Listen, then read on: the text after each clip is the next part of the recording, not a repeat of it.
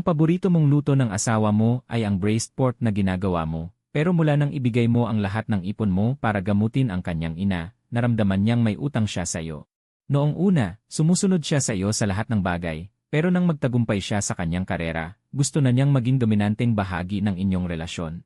Ngunit ang ganitong pag-iisip ay nagdulot ng sunod-sunod na hindi pagkakaunawaan hanggang sa nauwi sa diborsyo. Pero paglabas nila mula sa tanggapan ng sibil, nagsisi siya, ngunit hindi pa siya nakakapagsalita. Nasangkot kayo sa isang aksidente sa kalsada. Ang orihinal na asawa ay nagmaneho upang patayin ang manloloko at tinamaan din kayo na nasa malapit. Sa sandaling panganib, likas mong itinulak ang iyong asawa palayo, ngunit ikaw mismo ay bumagsak sa dugo. Nang tumayo ang asawa mong nahulog sa lupa at makita ang eksenang parang impyerno sa harap niya, tuluyan siyang na mental breakdown. Mula nang mawala ka sa kanya noong araw na yon, naging madilim ang kanyang buhay, labis niyang kinamuhian ang sarili. Ang taong sumama sa kanya mula sa paaralan hanggang sa altar, ang taong kayang ibigay ang lahat para sa kanya, ay wala na. Isang taon pagkatapos mong mamatay, pinili ng malungkot na asawa na magpakamatay, nang muling imulat ang mga mata. Nakatingin siya ng tulala sa lalaking nasa harapan, ang saya ng muling pagkikita at ang pagsisisi sa nakaraang buhay ay sumabog sa kanyang puso. Ngunit ibinalik ka ng iyong mga salita sa katotohanan, tingnan mo ang nilalaman ng kasunduan, kung walang problema, pirmahan mo na. Bukas, maglaan ka ng oras para pumunta tayo sa tanggapan ng sibil. Nang marinig ito, para bang nahulog si Shen Siwei sa nagyelong yungib, kahit na naawa ang langit. Nagkaroon ng pagkakataong magsimula muli, ngunit ang krisis sa inyong relasyon ay nananatili pa rin. Asawa, huwag na tayong magdiborsyo, okay? May luha sa mata na sabi ni Shen Siwei. Marahil dahil matagal mo nang hindi narinig ang tawag na yon, bigla itong naging kakaiba sa'yo. Tumingin ka kay Shen Siwei, noong kolehiyo ay napakaganda na niya, ngayon ay mas maganda pa. Ngunit wala ka nang nararamdamang kilig. Shen Siwei, hindi ka na yung babae noon. Patawarin mo ako at patawarin mo rin ang sarili mo. Maaga nating tapusin ito para sa ikabubuti ng lahat. Sino bang mag-asawa ang walang dahilan na naghihiwalay ng higaan? Ang anak na gusto ko, paulit-ulit mong ipinagpapaliban. Huminga ka ng malalim, wala nang silbi ang maraming salita. Marami pang ibang bagay. Ayaw ko nang balikan ang mga lumang sama ng loob. Gusto mo lang namang makipagdiborsyo, di ba? Gagawin ko ang gusto mo. Pirmahan mo na. Bukas, pumunta tayo sa tanggapan ng sibil. Ang mga salitang ito ay parabang naging mga matatalim na kutsilyo. Napumutol-putol sa puso ni Shen Siwei. Asawa, nagkamali ako. Bigyan mo pa ako ng isang pagkakataon. Mula ngayon, sisiguraduhin kong maging karapat-dapat na asawa at mamahalin kita sa natitira kong buhay. Nakikita ito, hindi mo maintindihan. Ang asawa mong karaniwang malamig na parang yelo ay umiiyak sa sandaling ikaw ay nagmungkahi ng diborsyo. Mahalaga ba talaga siya? Naaalala mo ang mga nakaraang taon ng pagpipigil. Ang iyong puso ay hindi kailanman nag-alinlangan. Pirmahan mo man o hindi, ang diborsyong ito ay magaganap. Dahil sa ating nakaraan, maghiwalay tayo ng maayos. Pagkasabi nito, bumalik ka sa kwarto sa gilid. Iniwan si Shen Siwei na mag-isa sa sala. Pinalamig mo ang kanyang puso, kahit anong halaga ang maging kapalit. Kailangan niyang makuha ang iyong kapatawaran. Ayaw na niyang maranasan muli ang lasa ng mawala ka. Sa sandaling iyon, may kumatok sa pinto. Puno ng pait ang puso ni Shen Siwei. Kapag naging laro na ang pag-ibig, walang panalo. Napunta na kayo sa magkahiwalay na kwarto, at kailangan pang kumatok bago pumasok sa kwarto ng isa't isa. Bukod sa may sertipiko ng kasal, ano ang pinagkaiba nito sa mga kasamang nangungupahan sa labas? Binuksan mo ang pinto. Malamig na tanong mo, anong kailangan? Asawa, bumalik ka sa pangunahing kwarto at matulog. Inayos ko na ang kama. Mahinahon ngunit may lambing ang boses ni Shen Siwei. Matagal na tayong magkahiwalay ng kwarto. Sanay na akong matulog mag-isa. Isipin mo na lang ang sinabi ko ngayong gabi. Sinasabi mo ang katotohanan. Pagkatapos, sumara ang pinto, natapos ang usapan. Alam ni Shen Siwei na hindi ito magiging madali. Painitin ang iyong wasak na puso, ngunit hindi pa rin maiwasang malungkot. Noong unang ikinasal kayo, ang eksena ng dalawang magkasintahan na ayaw bumangon sa kama ng kasal ay isa ng luho. Isang araw, pumasok ka sa iyong opisina. Boss, magandang umaga. Ang masayang boses ng assistant mong si Chen Qingqing ay umalingaw-ngaw. Pagkatapos mong bumati kay Qingqing, pumasok ka sa opisina at nagsimulang magtrabaho. Si Chen Qingqing ay matagal nang sumusunod sa iyo. Sa iyong itsura, alam niyang hindi maganda ang mood mo, kaya agad siyang nagtimpla ng tsaa at inihandog. Kamakailan lang, tuloy-tuloy ang pagtaas ng benta ng produkto ng kumpanya. Boss, ano bang tinitingnan mo? Isang umaga ang lumipas sa pagtatrabaho. Oras na ng tanghalian. Ang katawan ang tunay na kapital ng revolusyon. Habang sinasabi ito ni Chen Qingqing, inilatag niya ang masarap at mabangong pagkain. Nang makita ito, tinanong mo, kumain ka na ba? Siyempre. Kung hindi, saan ako kukuha ng lakas para alagaan ka, boss? Nang sabihin ito ni Chen Qingqing, pumasok si Shen Siwei sa opisina. Naka-professional na damit, may taglay na otoridad ng isang nakatataas, isang tunay na imahe ng babaeng presidenteng parang bundok ng yelo. May dalang magandang lunchbox, ang layunin ng pagdalaw ay hindi na kailangang sabihin. At si Shen Siwei, habang pinapanood si Chen Qingqing na nag-aayos ng pagkain para sayo. May pakiramdam na parang may pumalit sa kanyang posisyon. Biglang sumulpot ang krisis. Sa pagkakataong ito, sinabi mo kay Chen Qingqing, magpahinga ka muna. CJ, boss. Hindi inaasahan ni Chen Qingqing na ang kanyang masayang komento ay masasaksihan ng asawa ng kanyang boss, kaya't mahirap na itong ipaliwanag. Nang naiwan na lamang kayong dalawa sa opisina, tumahimik si Shen Siwei saglit at mahinang nagsalita. Mahal, dinalhan kita ng tanghalian, subukan mo kung bagay sa iyong panlasa. Braised pork ribs, stir-fried beef may sibuyas, steamed sea bass. Lahat ng paborito mong ulam. Nang makita ni Shen Siwei na bumangon ka mula sa iyong upuan, tila handa kang kumain. Biglang napuno ng tuwa ang kanyang puso, ngunit agad itong nawala. 2 kahon ng tanghalian ang nasa mesa. Pinili mo ang kay Chen Qingqing, at saka malamig na sinabi, nag-aalala ka ba tungkol sa ari-arian, kaya ayaw mong makipaghiwalay? Kung iyon ang dahilan, huwag kang mag-alala. Kaya kong buhayin ang aking sarili. Hindi ko kailangang isipin ang iyong pera. Mahal, hindi ko kailanman naisipang makipaghiwalay sa'yo. Talaga? Walang kahit anong pagnanais sa 2 salitang iyon. Dahil sa agwat ng pera at katayuan. Kaya nasira ang inyong relasyon bilang mag-asawa. Ngayon, biglang nagbago ang asawa mong dating malamig. Kung hindi dahil sa pera. Ano kaya ang dahilan? Nais ni Shen Siwei na tumutol, ngunit hindi niya alam kung saan magsisimula. Mahal, hindi ko talaga kailanman naisipang makipaghiwalay sa'yo. Sa mga nakaraang taon, ikaw lamang ang nasa puso ko. Alam kong marami kang pinagdaanan na paghihirap. Maaari kang humingi ng anumang gusto mo. Sa gitna ng paglambot ni Shen Siwei, nanatili kang walang pakialam at nagpatuloy sa pagkain ng tanghalian. Parang nagiging estranghero ang pakiramdam, na parang asin sa sugat, na nagdudulot ng matinding hapdi. Alam ni Shen Siwei, na ang mga salita ay gamit lamang para ipahayag ang saloobin. Upang mabawi ang puso ng taong ito, kailangan ng kilos. Matapos mong kainin ang tanghalian, kinailangan niyang umalis. Kung mananatili siya ng mas matagal, lalo ka lamang maiinis sa kanya. Mahal, huwag masyadong magpakahirap sa trabaho. Mahalaga ang iyong kalusugan. Magpahinga kung kailangan. Huwag kang mag-alala tungkol sa pera. Mayroon tayo sa bahay. Puno ng pag-aalangan siyang tumingin sa iyo bago umalis. Para sa iyo, parang hangin lamang ito. Kung gagamitin mo man ang pera ng iyong asawa, kailangan mong tiisin ang kanyang malamig na pagtrato at wala kang karapatan. O lakas ng loob na humingi ng diborsyo. Presidente, babalik ba tayo sa kumpanya o Mahinang tanong ng driver. Pumunta sa shopping center, sabi ni Shen Siwei habang nakatingin sa labas.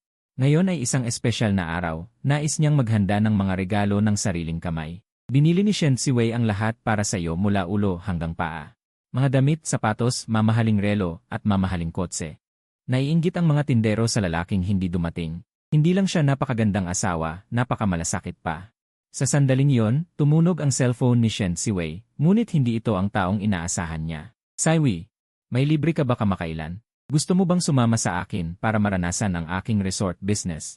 Sabi ng kaibigang si Shen Wanzi. Pasensya na, Wanzi. May mahalaga akong gagawin sa mga oras na ito, hindi ako makakasama. Mag-enjoy ka na lang. Nang marinig ito ni Shen Wanzi, nagtanong siya, may problema ba ang kumpanya? Biglang naisip ni Shen Siwei. Marahil ang isang babaeng puno ng karanasan ay mas nakakaintindi sa lalaki. Wanzi, paano mo mababawi ang puso ng isang lalaki? Hindi inaasahan ni Shen Wanzi na magkakaroon ng ganitong problema si Shen Siwei. Siwei, sobra ka bang malamig sa pang-araw-araw? Kaya nawala ng pag-asa ang iyong asawa sa inyong kasal. Sa pag-aasawa, bakit kailangan pang magpanggap at magmalaki? Ibaba mo ang iyong sarili. At tuparin mo ang iyong tungkulin bilang asawa, baka sakaling maibalik mo siya. Ang mga salita ni Shen Wanzi ay nagising kay Shen Siwei. Sa panahon ng krisis, kailangan ng kakaibang paraan. Tulad ng kagabi, tumanggi kang matulog sa pangunahing silid. Napunta siya sa iisang direksyon lamang ng pag-isip. Kung hindi ka babalik sa pangunahing silid, maaari siyang matulog sa study.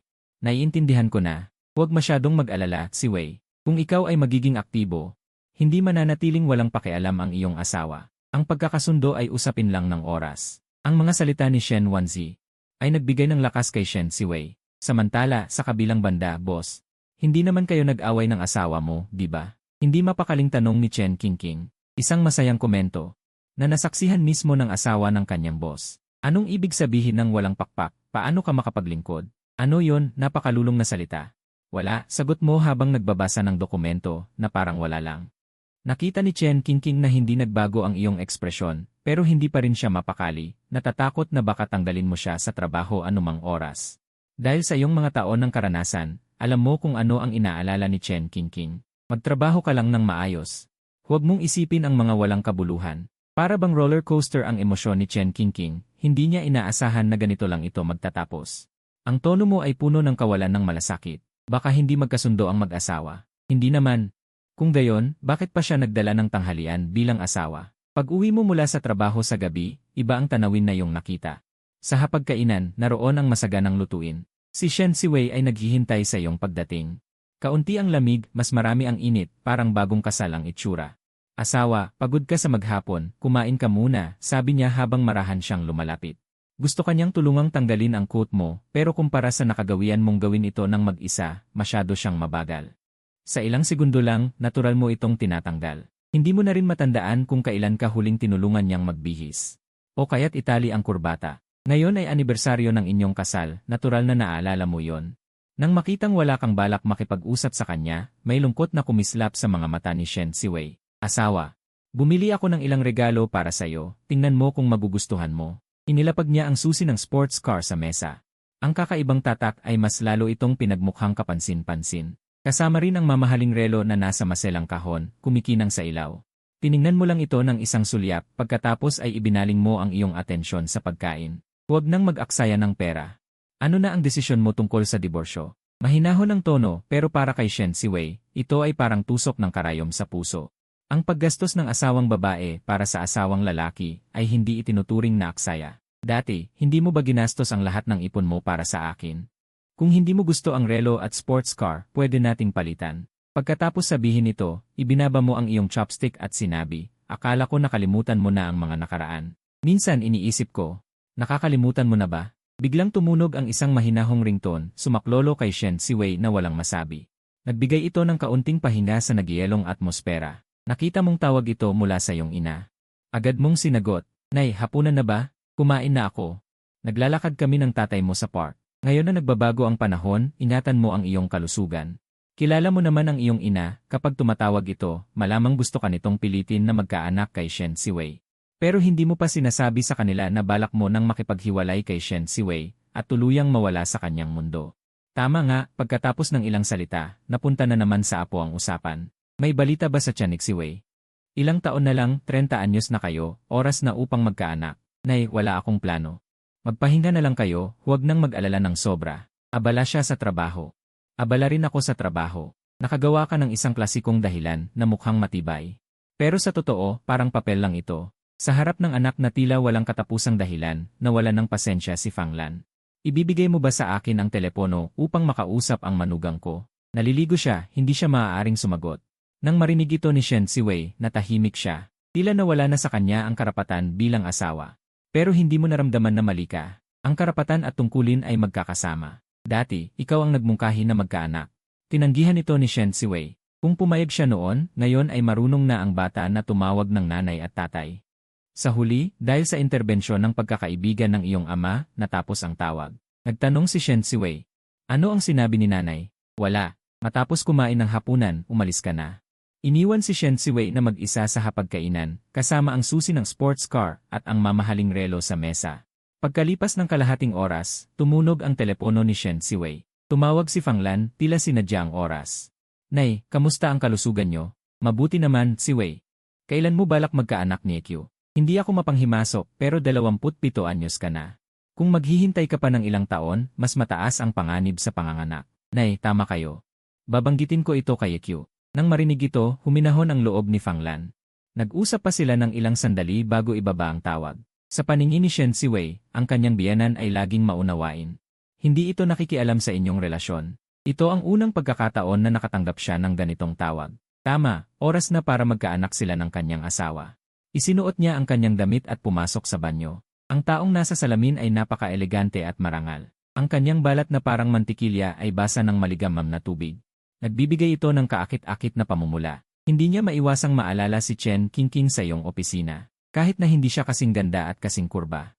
May kakaibang sigla siya. Sa pag-isip nito, biglang nakaramdam ng panganib si Shen Siwei. Sinasabi ng kanyang intuisyon na ang assistant na yon ay may hindi simpleng motibo sa'yo. Isang plano ang biglang pumasok sa kanyang isipan. Pagbalik mo, naligo ka gaya ng dati, hindi mo alam na tumawag na pala ang iyong ina kay Shen Siwei at may sinabi ito. Pagkatapos maligo, pinatay mo ang ilaw at natulog. Sa iyong antok, narinig mo ang pag-ikot ng doorknob.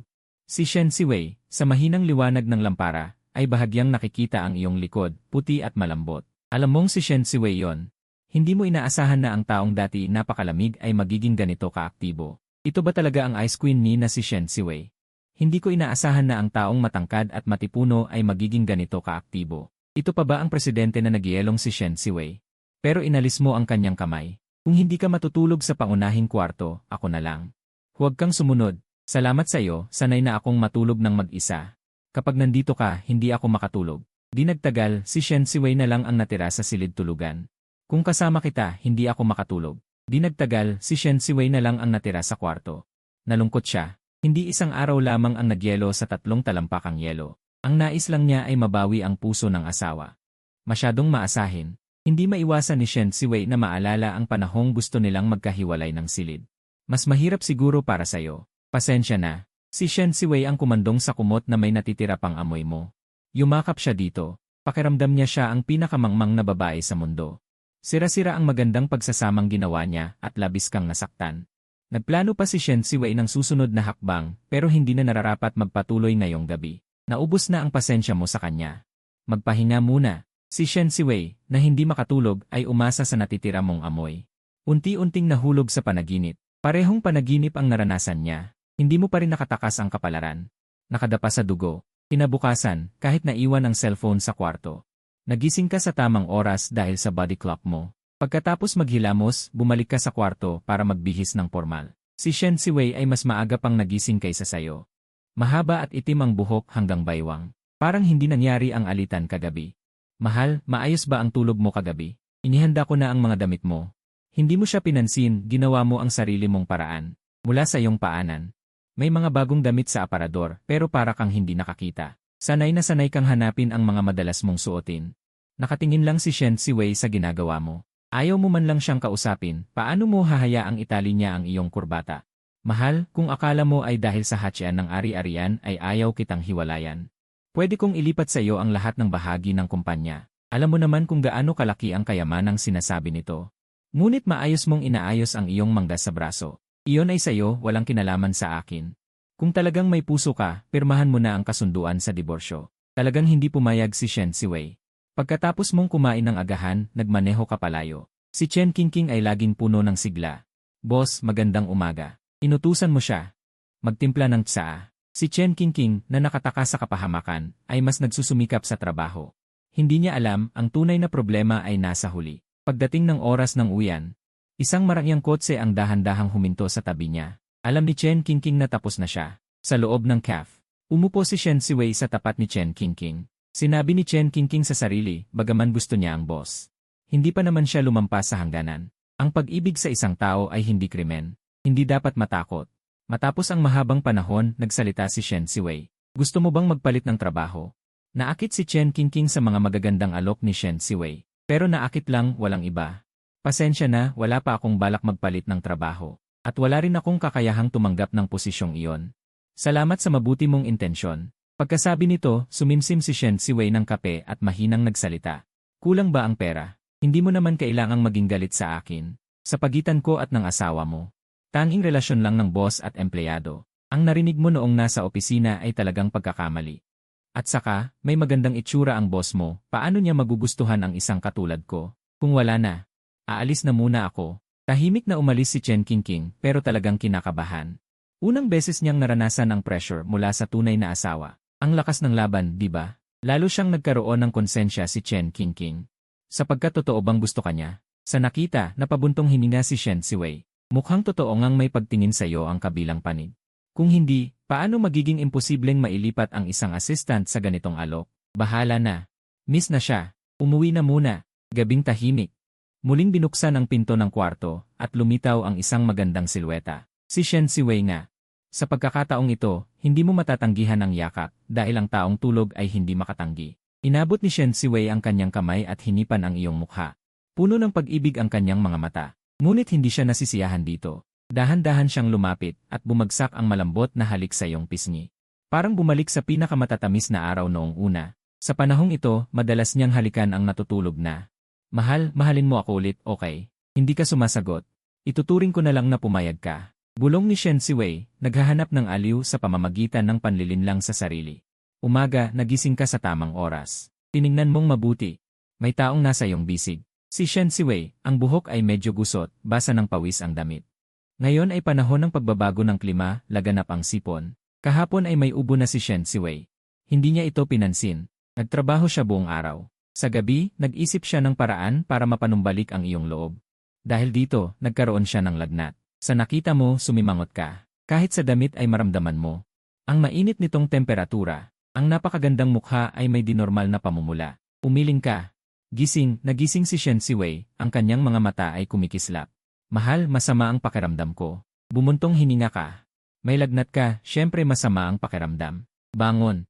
Isasama kita sa ospital. Ang natitirang bait ni Shen Siwei ay nagdalamhati, sakit ng kapalaran. Hindi pa nagsisimula ang plano, nagkasakit muna siya. Ang matinding sakit ng lagnat. Gusto niyang manatili sa iyong yakap. Hindi na kailangan pumunta sa ospital. Halika. Uminom muna ng tubig. Mahal, giniginawa ko. Gusto ni Shen Siwei ng higit pang atensyon mula sa iyo, ngunit inalalayan mo lang siyang mahiga at tinakpan ng kumot. Ilang saglit lang, dumating ang babaeng doktor na may dalang medical kit. Mabilis na nagsuri. Nagreseta ng gamot at pinayuhan ka tungkol sa mga dapat tandaan. Pagkatapos, umalis na ang doktor. Tumayo ka at sinamahan ang doktor palabas, umalis ng ilang sandali. Si Shen Siwei na nasa kama. Akala niya iniwan mo na siya. Ang may sakit ay mas marupok sa katawan at isip kaysa dati. Karaniwan siya ay isang malamig na babaeng ngayon isa lang siyang may sakit na asawang gustong umasa sa asawa. Bumalik ka sa master bedroom at nakita si Shen Siwei na bababa na naman sa kama. Mabilis mong sinabi, anong gagawin mo? Mahiga ka. Mahal, pwede bang huwag kang pumasok ngayon? Manatili ka sa bahay at samahan mo ako. Puno ng pakiusap ang boses ni Shen Siwei. Napansin mong talagang nilalagnat siya. Ngayon ay Sabado, hindi siya nagpapahinga, kailangan mo ring magpahinga. Mahal, huwag na tayong maghiwalay, okay? Pagkatapos mong alalayan si Shen Siwei na mahiga. Itinapon mo sa basurahan ang mga balot ng gamot na ininom niya, hindi mo sinagot ang tanong. Noong unang taon ng inyong kasal, nilagnat din si Shen Siwei. Noon, nakasandal siya sa iyong dibdib. Sabi niya mahal ka niya magpakailanman. Ngunit nang magkaroon siya ng kapangyarihan, nagbago ang maamong asawa. Kaya naging immune ka, hindi ka naniniwala sa anumang sinasabi niya ngayon. Nagsimula nang gumana ang gamot. Si Shen Siwei ay inaantok. Pinilit niyang maghintay sa iyong sagot, ngunit hindi dumating. Nakakatulog siya ng pahilad. Hindi niya alam kung gaano katagal siya natulog. Napansin niyang pawis na pawis siya. Ngunit bumaba na ang lagnat. Wala ka, siya lang mag-isa sa master bedroom. Mahal, tawag niya ng subok. Walang sumagot. Ang pakiramdam ay parang iniwan ng buong mundo. Sa kabutihang palad, pagkaraan ng ilang sandali. Lumitaw ang iyong anyo sa pintuan. Nang makita ito, kumalma ang puso ni Shen Siwei. Tahimik mong hinawakan ang noo niya. Napansin mong wala na ang lagnat, pagkatapos ay dinalhan mo siya ng isang mangkok ng lugaw na may karne, at pinatapos mo siya sa pag-inom ng gamot at pagkain ng lugaw. Hindi na umaasa si Shen Siwei na ikaw mismo ang magpapakain sa kanya tulad ng dati, kaya masunurin siyang uminom ng gamot at kumain ng lugaw. Pagkatapos kumain, inayos mo ang mga balot ng gamot at dinala ang mangkok palayo. Bumalik ang katahimikan sa buong kwarto. Nang lumabas ka pagkatapos maligo, nakita mong si Shen Siwei na nasa master bedroom. Sumunod pala siya sa iyo, nakatakip ng kumot at nakaupo sa ulunan ng kama. Mahal. Sabi ng doktor, maaaring bumalik ang lagnat sa gabi. Ngayong gabi, sama-sama tayong matulog, okay? Hindi ka nakikipagtalo sa isang may sakit. Pinunasan mo ang iyong buhok ng tuwalya. Nakita ni Shen Siwei na hindi ka tumanggi. Bumaba ang kaba sa kanyang dibdib. Biglang tumunog ang iyong telepono, sinira ang inyong katahimikan. Si Shen Wanzi yon. Sa sandaling iyon, nagbabad siya sa hot spring sa kanilang pag-aaring resort. Siwei, maganda ang hot spring dito. Sayang hindi ka pumunta. Paano na ang inyong problema sa relasyon? Mula sa telepono, narinig ang nakakapagpayapang boses, may halong tunog ng tubig. Nang marinig ito, tumingin si Shen Siwei. Nakita niyang nakatuon ang iyong atensyon sa laptop, kaya bumulong siya sa hindi inaasahan. Medyo may progreso. Pagkasabi nito, nagtanong si Shen Wanzi ng naguguluhan, bakit ang hina ng boses mo? May sakit ako. Natahimik si Shen Siwei ng ilang saglit, kaya pala ang sinabi niyang sa hindi inaasahan. At medyo may progreso ay tumutukoy sa pag-aalaga sa kanya dahil may sakit. Kaya pala nahihiya pa siya sa pagsasalita. Ang asawa mo ay malamang nasa tabi mo. Magpahinga ka muna. Pagbalik ko, dadalaw ako sa'yo. Paalam. Isinarado mo ang iyong laptop at napansin mong maingat si Shen Siwei sa pagsagot ng tawag. Para bang may itinatago siya sa'yo. Ang mga taong aalis ay hindi mapipigilan, matagal mo nang natutunan ang aral na yon. Nang makita kang nakatingin, natakot si Shen Siwei na baka magkamali ka ng intindi, kaya nagpaliwanag siya. Tawag mula sa isang malapit na kaibigan. Inaanyayahan niya akong pumunta sa kanilang resort. Pagkatapos ay nagdagdag siya. Babae ang kaibigan kong iyon. Ngunit hindi mo na pinansin ang bagay na yon, pinatay mo lang ang ilaw at natulog. Minsan, ang mga bagay ay nagkakamali ng ganito. Kung nagtanong ka lang ng isa pang tanong, iba sana ang resulta. Sa madilim na silid ay tahimik, nakatalikod sa pagtulog si Shen Siwei, ang eksenang ito. Kahit paano, hindi ito kamukha ng mag-asawa. Niyakap ka ni Shen Siwei mula sa likod, ramdam ang seguridad mula sa iyong malawak na likod.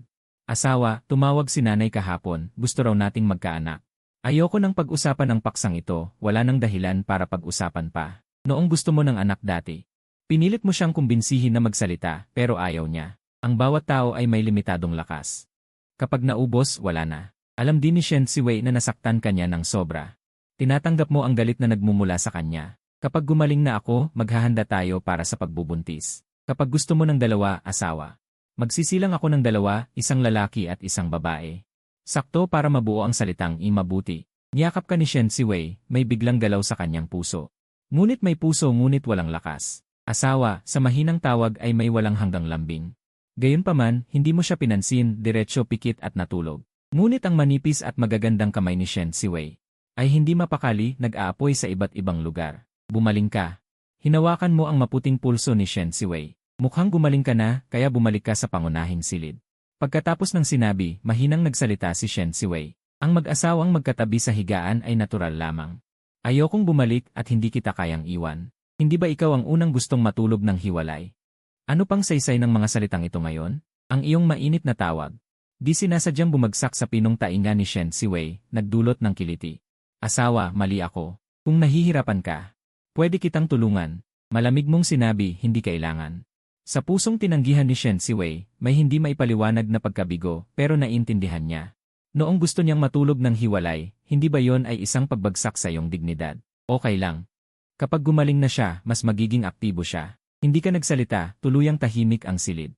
Mahina ang katawan ni Shen Siwei, di nagtagal ay inaantok na. 3:00 ng madaling araw. Bumalik ang matinding lagnat. Sa panaginip ni Shen Siwei, paulit-ulit na sumisigaw, asawa. Mabilis kang nagising, ramdam ang mainit na katawan na nakadikit sa iyong likod. Kitang-kita ang nanunuyo na noo ni Shen Siwei, di normal ang pamumula ng mukha, puno ng pawis ang maputing noo. Nang makita ito, mabilis kang tumayo, nag-igib ng tubig mula sa termos, nagbukas ng gamot, sabay-sabay, at inalalayan si Shen Siwei. Eto, uminom ng gamot, pagkatapos ng ilang sandali, kung hindi pa bumababa ang temperatura. Kailangan nang magmaneho papuntang ospital para sa emergency. Iniabot mo ang kamay sa noo ni Shen Siwei, sobrang init pa rin. Teka, kukuha ako ng basang tuwalya para sa'yo. Bago ka pa tumayo. Niyakap ka ni Shen Siwei. Asawa, huwag kang pumunta kahit saan. Manatili ka lang sa tabi ko. Ayoko nang mawala ka muli. Ang malabo niyang mga salita. May nakatagong lihim, ngunit paano mo sisiyasatin ang sinasabi ng taong may lagnat? Pinayagan mo ang mainit na katawan na manatiling nakadikit sa iyong dibdib. Si Shen Siwei na sobrang dumidikit ay tila umiiral lamang noong unang panahon. Baka kapag gumaling na siya, babalik siya sa dati niyang anyo. Asawa, paulit-ulit niyang tawag. Sa wakas, makalipas ang 1 oras. Bumaba ang matinding lagnat, nakahinga ka rin ng maluwag. Ilang beses mong kinumpirma na bumaba na ang temperatura. Sa halip, hindi ka makatulog saglit. Binuksan mo ang cellphone, 4:00 ng madaling araw. Di sinasadyang nabuksan ang profile ng mabuting kaibigan. Puno ng mga larawan. Lahat ay isang magandang maliit na batang babae. Ang kanyang mga kaedad ay may kumpletong pamilya at matagumpay sa karera. Samantalang ang iyong kasal ay magulo. Minsan iniisip mo kung hindi mo nakilala si Shen Siwei. Anong uri ng buhay yon? Noong una, may nagbigay sa iyo ng payo. Hindi alam ni Shen Siwei na kumikita ka ng pera. Magpanggap na walang pera. Kung makaligtas ang kanyang pamilya, okay. Kung hindi, wala kang kinalaman. Hindi pa naman kayo kasal. Pero pinili mo pa rin ang pangalawang opsyon ng walang pag-aalinlangan. Umaga. Si Shen Siwei ang unang nagising. Di mo alam kung kailan ka bumaling at humarap sa kanya. Ang unang nakita ni Shen Siwei ay ang iyong mukha. Ang saya ay biglang dumaloy sa kanyang puso, maging ang panghihina dulot ng lagnat ay nabawasan ng kaunti. Gusto niyang abutin ang kamay, ngunit natatakot na magising ang minamahal. Pagkatapos ng ilang sandali, nagising ka rin. Magandang umaga, ang boses ni Shen Siwei ay puno ng lambing. Gayunpaman, hindi ka sumagot, inabot mo lang ang kanyang noo. Pagkatapos maligo at mag-ayos, dinalhan mo si Shen Siwei ng masustansyang lugaw na may karne. Alam ni Shen Siwei na ang pag-aalaga na ito ay para sa may sakit, hindi para sa asawa. Ito ang tawag ng kapatid na si Shen Mubay, ate. Sabi ng mga magulang na namiss ka, gusto ka raw nila sa hapunan ngayong gabi. Parehong nasa iisang lungsod ang dalawang pamilya. Tuwing katapusan ng linggo, umuwi si Shen Siwei para kumain, pero ngayon ay hindi na. Medyo masama ang pakiramdam, nilalagnat. Nang marinig ito, nag-alala si Shen Mubay at nagtanong. Anong nangyari? Bumaba na ba ang lagnat? Wala na ngayon. Bumaba na ang lagnat. Inabot ang telepono kay Shen Mu, matagal na nag-usap si Shen Siwei bago ibinaba. Hindi pa rin mapakali si Shen Mu, kaya pinapunta niya ang anak na si Shen Mubay upang tingnan ang anak na babae. Makalipas ang kalahating oras. Ikaw ay nag-uutos sa katulong tungkol sa hapunan, dahil may sakit, kailangan ding alagaan ang pagkain. Sa sandaling iyon, tumunog ang doorbell, binuksan mo ang pinto, biglang dumating ang bayaw. Hindi mo inaasahan. Nasaan ang ate ko?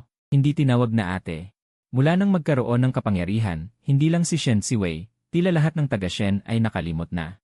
Sa dating kabutihan, ayaw aminin ang dating kaawa-awang sarili. At hinahamak din ang kasalukuyan mong pagkatao. Mahinahon mong sinabi, nasa itaas. Kahapon ay nilagnat. Nang marinig ito, dumiretso si Shen Mubay paakyat. Nakita si Shen Siwei na namumutla sa kama. Mabilis na lumapit, ate, gumaling ka na ba? Gusto mo bang pumunta muli sa ospital? Hindi na, bumaba na ang lagnat. Tiningnan ni Shen Mubay ang may sakit na si Shen Siwei. Sakit na hindi maipahayag, sa tonong nagtatanong sinabi sa'yo, ganito mo ba inaalagaan ang ate ko? Pagkasabi mo, nanlamig ang mukha mo, nagmamataas sa harap mo, tunay na walang utang na loob. Sa normal na sitwasyon, sa mag-asawa, may problema ang pamilya ng asawa.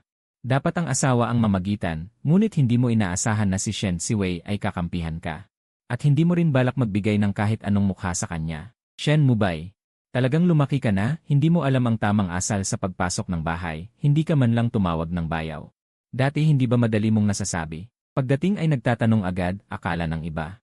Ako ay manugang na nakikisama sa inyong Shen, kung gusto mo akong pintasan, hindi ka pa karapat-dapat. Kahit ang nanay mo ay hindi ganyan makipag-usap sa akin. Pagkasabi, si Shen Mubay ay mayabang lang. Ngunit walang masabi. Napakalaki ng utang na loob mo sa kanila, naging malaking bato sa dibdib. Kailangan niyang maghanap ng dahilan, iniligtas mo ang buhay ng nanay ko, pero ibinigay din namin sa iyo ang aming anak na babae. Isang balik, isang biyahe, balanse. Ngunit noong kinasal ka kay Shen Siwei, talagang disenteng kasal, lahat ng nararapat ay hindi nawala, alin sa sinabi ko ang mali. Ngayong may kapangyarihan na, nakalimutan na ang dating masigasig na anyo. Walang galang mong tinanong. Napipi si Shen Mubay, walang masabi, lumingon kay Shen Siwei at sinabi. Ate, dahil hindi kanya kayang alagaan ng maayos, umuwi na tayo. Huwag kang magdusa dito. Ngunit sa sandaling iyon sinabi mo, sandali. Narinig ito, suminghal si Shen Mubay, nagmamadali ka na ba? Tingnan mo ang iyong sarili ngayon, ano ka na? Karapat-dapat ka ba sa ate ko? Ngunit hindi ka kailanman nawalan ng kumpiyansa. Tiningnan mo si Shen Siwei sa kama at sinabi. Bago umalis, pirmahan mo ang kasulatan ng diborsyo. Kapag gumaling ka, pumili ng araw para pumunta sa Civil Affairs Bureau para sa sertipiko ng diborsyo. Pagkasabi, akala ni Shen Mubay ay nag-hallucinate siya, talagang walang kwenta, diborsyo. May karapatan ka bang magsabi niyan? Binigyan ka ng mukha, hindi mo alam ang hangganan, ngayon gusto mong magpaka-importante. Sa oras na umuwi ka at magmakaawa sa ate ko, dun ka magmukhang kawawa. Narinig ito, para siyang nahulog sa yelo, hirap na siyang nilalagnat. Pansamantala mong nakalimutan ang bagay na ito, ngayon ay diretsyo sa pinakamasamang sitwasyon. Mubay. Pinagaling ako ng mabuti ng bayaw mo, alam kong naawa ka sa akin, pero hindi mo dapat basta-basta sisihin ang bayaw mo. Hindi siya manugang na nakikisama, dapat mong igalang siya. Pagkasabi, naguluhan si Shen Mubay. Anong nangyari? Bakit biglang nagbago ang saloobin ng ate? 8. Bakit pabor ka sa kanya? Tayo ang magkakapamilya. Mubay. Sa tingin mo ba ay pabor ako sa labas? Sige, ngayon tatawag ako ng walang dahilan. Sasabihin ko sa bayaw ko na masama ang ugali mo, mag-away tayo, sino ang kakampihan mo? Narinig ito, biglang bumagsak ang yabang ni Shen Mubay, buntis ang asawa niya, hindi kayang makipag-away. Halata na ang sagot. Bahagyang umubo si Shen Siwei, lumuwag ang boses. Kasalanan mo ito, humingi ka ng tawad sa bayaw mo. Ngunit si Shen Mubay ay sanay na sa taas. Lalo na kapag nakikita ang walang pakialam mong itsura, hayaan siyang yumuko sa'yo. Magkano ba ang kinikita mo sa isang taon? Huwag mo rin, ate, alagaan mo ang iyong sarili. Sinabi iyon ni Shen Mubay at mabilis na umalis. Pag-uwi ni Shen Mubay, naroon ang kanyang mga magulang. Tinanong ng inang si Wang Yun na wala na ba ang lagnat ng ate mo. Kumusta siya? Pagkatapos ng mga salitang iyon, pinalaki ni Shen Mubay ang kwento. Kulang na lang ay hagupitin mo si Shen Siwei, at si Shen Siwei ay maghihirap, pero ipinagtatanggol ka pa rin niya. Gusto niyang makipaghiwalay. Akala ba niya ay walang may gusto sa anak ko? Galit na sabi ni Wang Yun. Ma, huwag mong hayaang sumama ang pakiramdam mo. Sinasabi lang niya yon. Mahirap at hamak, paano siya magiging handang makipaghiwalay sa ate ko? Sinasamantala lang niya na mahal siya ng ate ko. Galit na sabi ni Wang Yun, kapag gumaling na si Siwei, sa susunod na uwi siya, kakausapin ko siya ng maayos. Nang umalis si Shen Mubay, ikaw at si Shen Siwei na lang ang natira sa kwarto. Ayaw mong magsalita. Lumingon ka at naglakad palabas ng pinto. Natakot si Shen Siwei na pupunta ka saan para sa kasunduan sa diborsyo, kaya hindi niya pinansin ang kanyang panghihina dahil sa lagnat. Agad siyang tumayo at niyakap ka, mahal, huwag kang magalit. Papapulugihin ko si Mubay sa'yo, o kaya ay paluin mo ako, o kaya ay murahin mo ako kahit ano. Huwag mo lang akong hiwalayan. Bitawan mo ako. Isang malamig na boses na walang emosyon ang narinig. Ang likod mong si Shen Siwei ay hindi makita ang iyong mukha. Nabalisa siya. Tatawag na ako ngayon para humingi ng tawad si Mubay sa'yo. Mga kalahating oras ang lumipas, isang walang sinserong mensahe ng paghingi ng tawad ang dumating sa telepono. Napakababaw ng mga salita, tinignan mo lang at inislide. Inilipat mo ang tingin sa mga ulap sa labas. Hindi alam kung ano ang iniisip. Ang pangunahing tauhan, si Shen Siwei na tapos nang tumawag. Hindi ka pa bumabalik, labis siyang nag-aalala. Alam niya, hindi pa gumagaling ang kanyang sakit at hindi mo siya pipilitin na pumirma ngayon. Pero pagkatapos gumaling, isang lagnat ang makakapagligtas sa kanya ng ilang araw. Walang makakausap tungkol sa kanyang paghihirap. Sa wakas, tinawagan niya si Shen Wanzi. Siwei, ang kasal ay ang pagbuo ng bagong pamilya kasama ang taong mahal mo. Kung hindi mo unahin ang bagong pamilyang ito, ang pagbagsak nito ay darating lamang ng maaga o huli. Kahit sa mga kaso ng mana, mas mataas ang prioridad ng mag-asawa kaysa sa magkakapatid. Habang sinasabi ni Shen Wanzi ang mga ito, biglang nagkaroon ng lungkot ang kanyang boses, parang siya ay naging bahagi ng kwento. Wag na nating pag-usapan ito. Naiinip ako mag-isa sa resort. Babalik ako bukas. Gumaling ka na ba? Bibisita kita. Pagkatapos ay pinutol niya ang tawag. Bago pa ang hapunan, palihim na naligo si Shen Siwei. Sa pangkalahatan, bawal maligo kapag nilalagnat at pinagpapawisan. Sa oras ng hapunan, sa wakas ay lumitaw ka para paalalahanan si Shen Siwei na uminom ng gamot. Pero nakita mong basa ang damit niya. Kumunot ang iyong noo. Naligo ka. Sabi mo at bumaba ang ulo ni Shen Siwei. Pinagpapawisan ako, malagkit. Hindi mo naisip na ginawa ito ni Shen Siwei para lang manatili ka.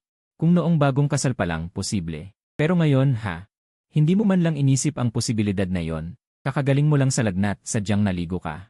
Pagkatapos kumain, tawagan mo agad ang pribadong doktor mo para pumunta rito. Si Shen Siwei ay tahimik na nakahiga sa kama, hindi sumasagot sa'yo. Bago magdilim, dumating muli ang masipag na doktor at nagreseta ng mga gamot ayon sa sitwasyon.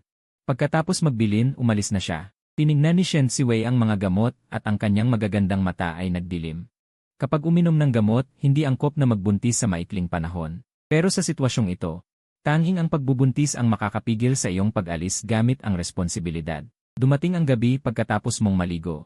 Nag-abala ka sa iyong laptop. Hindi ka ginambala ni Shen Siwei, tahimik lang siyang tumitingin. Tumayo siya at nagbuhos ng tubig para sa iyo. Bumalik ka sa kama. Malamig mong sabi. Ang iyong atensyon ay nasa screen ng computer. Narinig ito ni Shen Siwei, huminto siya at sumunod. Tinignan niya ang magandang babae sa iyong wallpaper sa computer. Sa unang pagkakataon, nag-alinlangan siya sa kanyang sariling kagandahan. Naalala niya. Kahapon, pagkatapos niyang mag-usap ng kusa, bagamat pinigilan mo, ang iyong paghina ay talagang uminit ng kaunti. Medyo nabawasan ang kanyang sakit. Gabi na, humiga ka na sa kama. Pagkahiga mo, dumikit agad ang malambot na katawan. Mahal.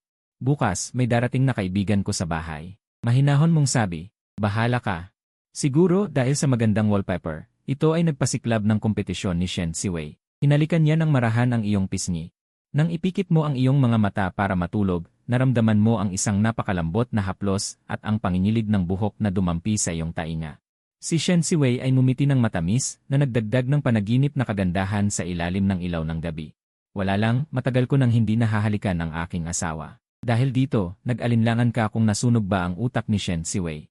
Ang mga salitang ito ay talagang kayang sabihin ng malamig na asawang ito, katulad lang noong bagong kasal.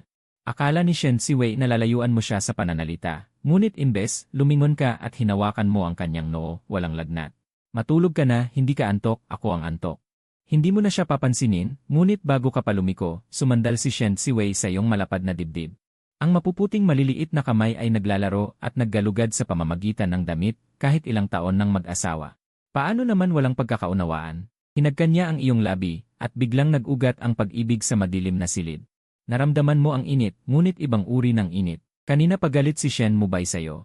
Bilang isang pasyente, ano ang pagkakaiba sa kanya? Ngunit mukhang lagnat ang isip ni Shen Siwei. Patuloy siyang nang-aabuso. Sa bilis ng kidlat, binunot mo ang kamay ni Shen Siwei na nasa loob ng iyong damit. Inagaw mo ang kontrol. Hinawakan mo ang kanyang dalawang mapuputing pulso at itinaas sa ibabaw ng kanyang ulo. Iin mo sa malambot na unan.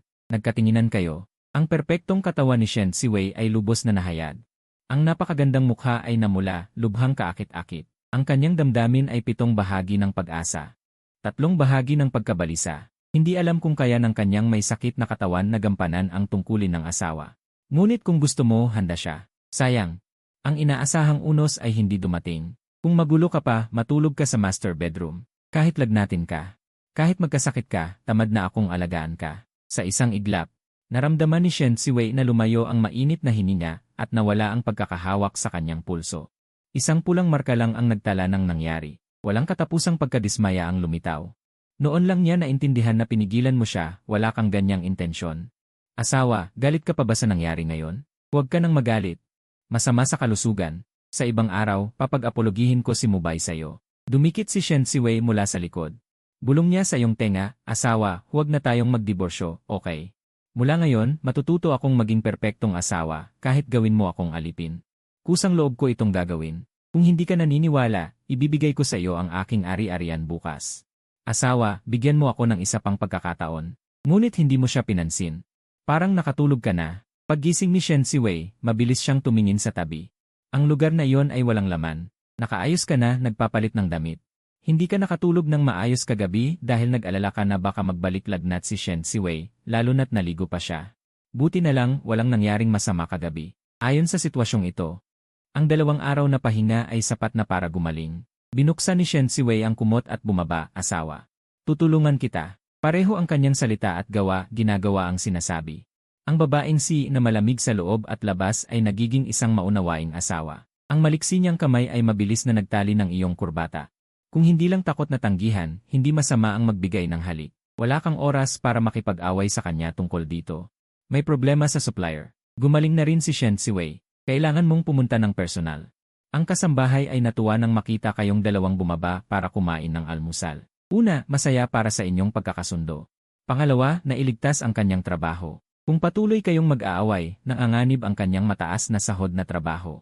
Pinalitan ni Shen Siwei ang kasambahay, naghain sa iyo ng isang mangkok ng millet congee. Ang magandang umaga ay may samang aroma ng lugaw. Ang natatanging init ng tahanan ay lumitaw. Ngunit hindi nagtagal ang magandang sandali, sinira ito ng tunog ng telepono. Siwei, gumaling ka na ba?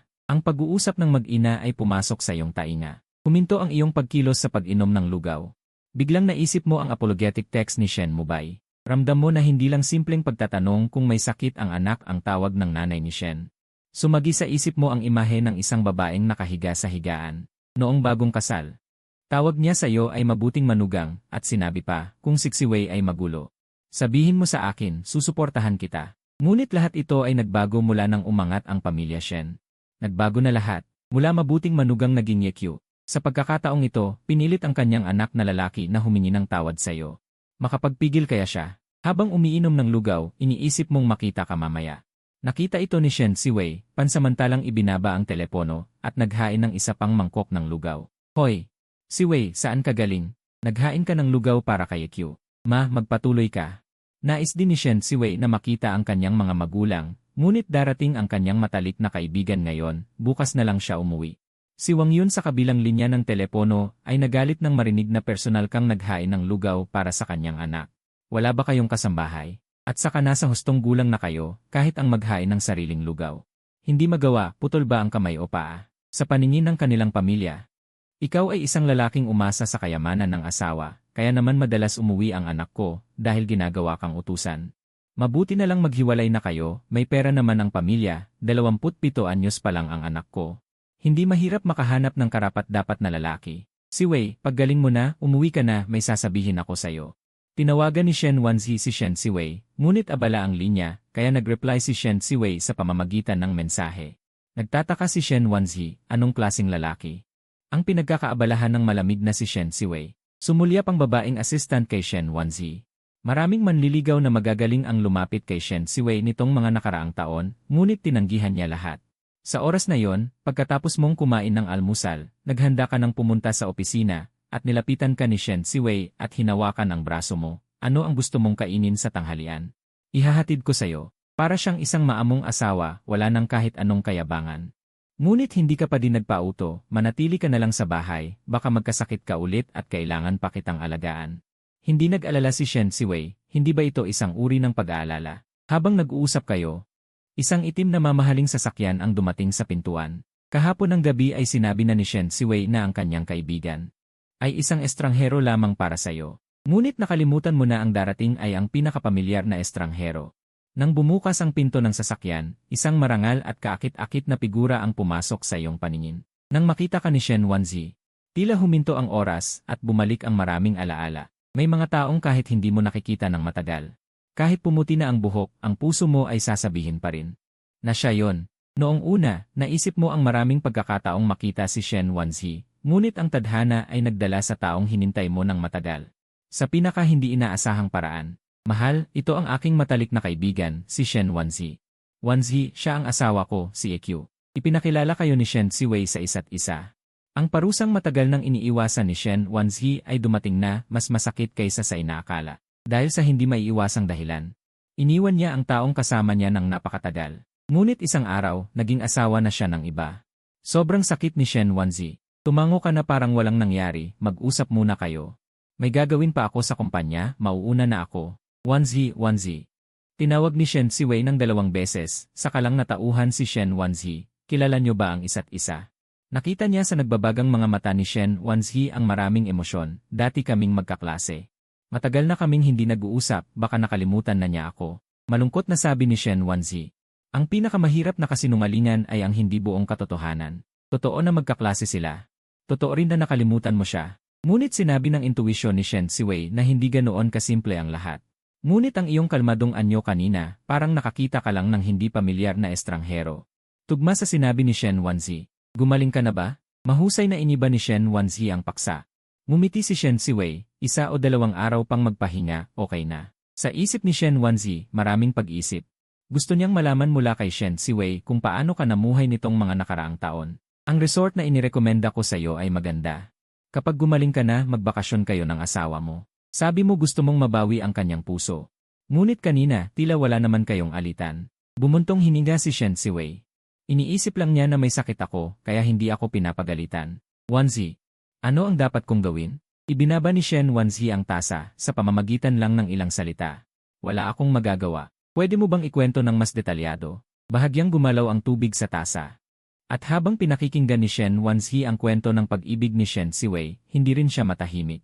Ang bida ng kwentong ito ay dapat siya, ngunit ngayon ay isa na lamang siyang ekstra. Alam ni Shen Wanzi na kaya mong mabuhay nang wala siya. Ngunit nang marinig niya, na ginamit mo ang lahat ng iyong kayamanan para iligtas siya, nang marinig niya ang pagsisisi ni Shen Siwei na para maging dominante sa kasal. Tumanggi siyang magkaanak, natulog ng hiwalay. Lalo siyang nagalit, paano mo nagawa iyon kay EQ? Noong araw, hindi niya kaya. Nahayaang magdusa ka kahit kaunti. Ang nangyari kay Shen Siwei, katulad niya. Kasalanan nila, walang ibang dapat sisihin. Kasabay nito, sinisirin ni Shen Wanzi ang sarili.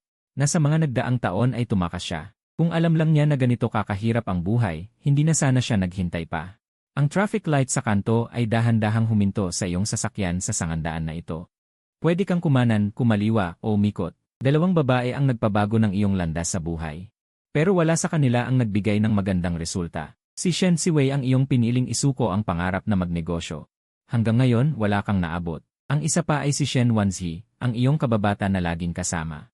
Nagkasundo kayo na pumasok sa parehong unibersidad, ngunit isang araw, nawala ang dalaga, at ang binata ay matigas na nanatili sa napagkasunduang lugar. Ang mga dahon sa puno ay luntian at dilaw, nalalagas at muling sumisibol. Para makaahon sa sakit. Nang maglaon, naging ugali mo na ang pagtakbo sa gabi. Kung hindi sapat ang 3 kilometro, dagdagan ng 5 basta mapagod ka. Mapagod hanggang sa walang panaginip para makalimot sa nakaraan. Sa nakaraang 2 araw, inalagaan mo si Shen Siwei at naipon ang ilang trabaho. Natapos mo ang mga ito isa-isa hanggang hapon, pero ang tunay na mahirap na problema ay nagsisimula pa lang. Ang supplier sa itaas ay nagbalita ng pagtaas ng presyo. Kailangan mong personal na makipag-usap, ngunit ang pagtaas na dulot ng hilaw na materyales ay walang puwang para sa pagbabalik. Kakapalawak lang ng kumpanya ng bagong negosyo, hindi pa lahat ng pondo ay bumalik. Bigla itong lumikha ng malaking kakulangan sa pondo. Paglabas mula sa kumpanya ng kabilang partido, si Chen Qingqing ang nagmamaneho, nakaupo ka sa likuran na nakasimangot. Kakaiba, kahit problema ng kumpanya, hindi ito ang nasa iyong isipan. Habang nakikipag-usap, nag-anunsyo sila ng malaking pagtaas, at sa tingin mo ay ganun lang. Gaano pa ba kasama ang mangyayari? Si Chen Qingqing ay sumusulyap sa iyo sa rearview mirror, gustong aliwin ka ngunit hindi alam kung paano. Naroon din siya sa usapan, pero isa siyang empleyado, saan siya kukuha ng pera? Kahit ilabas niya ang kanyang ipon, ay hindi sapat para sa problema. Pilit mong ibinalik ang iyong isip sa hirap ng kumpanya. Kanino ka hihiram ng pera? Ang asawa mong si Shen Siwei ang una mong inalis sa listahan. Binuksan mo ang iyong telepono, nag-scroll sa listahan ng apps. Agad mong nakita ang pamilyar na WeChat. Walang kailangang paghahanda o pag-uusap, ang unang sasabihin ay hihiram ng pera. Mabilis na sumagot ang kabilang partido ng 3 salita, magkano? Nagbigay ka ng isang numero. Sinabi niya na kalahati lang ang kaya niyang ibigay at hindi libre ang pera, kailangan uminom. Matagal na tayong hindi nagkikita. Kung si Shen Wanzi ay makakita ng usapang ito, magugulat din siya. Na ang dating magkaribal ay nagpakasal. Sige, sagot mo.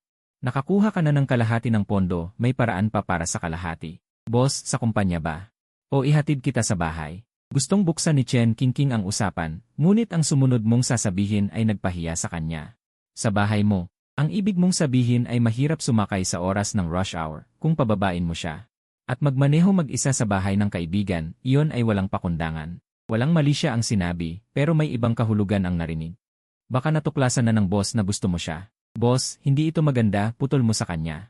Walang masama. Narinig ito ni Chen Qingqing, pinanatili ang kanyang kalmado sa pagmamaneho, nagbabalak na sabihin ang totoo pagkatapos huminto.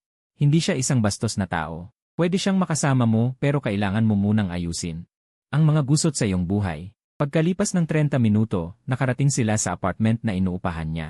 Ang resulta ay halata. Hinila mo siya palabas sa upuan ng driver at ikaw mismo ang nagmaneho paalis. Iniwan si Chen Qingqing na nakatayo sa hangin. Nagmaneho ka, hindi agad pumunta sa bahay ng kaibigan. Kundi sa toy store sa shopping mall, bumili ng regalo, saka nagbago ng direksyon. Diretso patungo sa isang lugar. Bumukas ang pinto, isang magandang babae na may magandang mukha at katawan.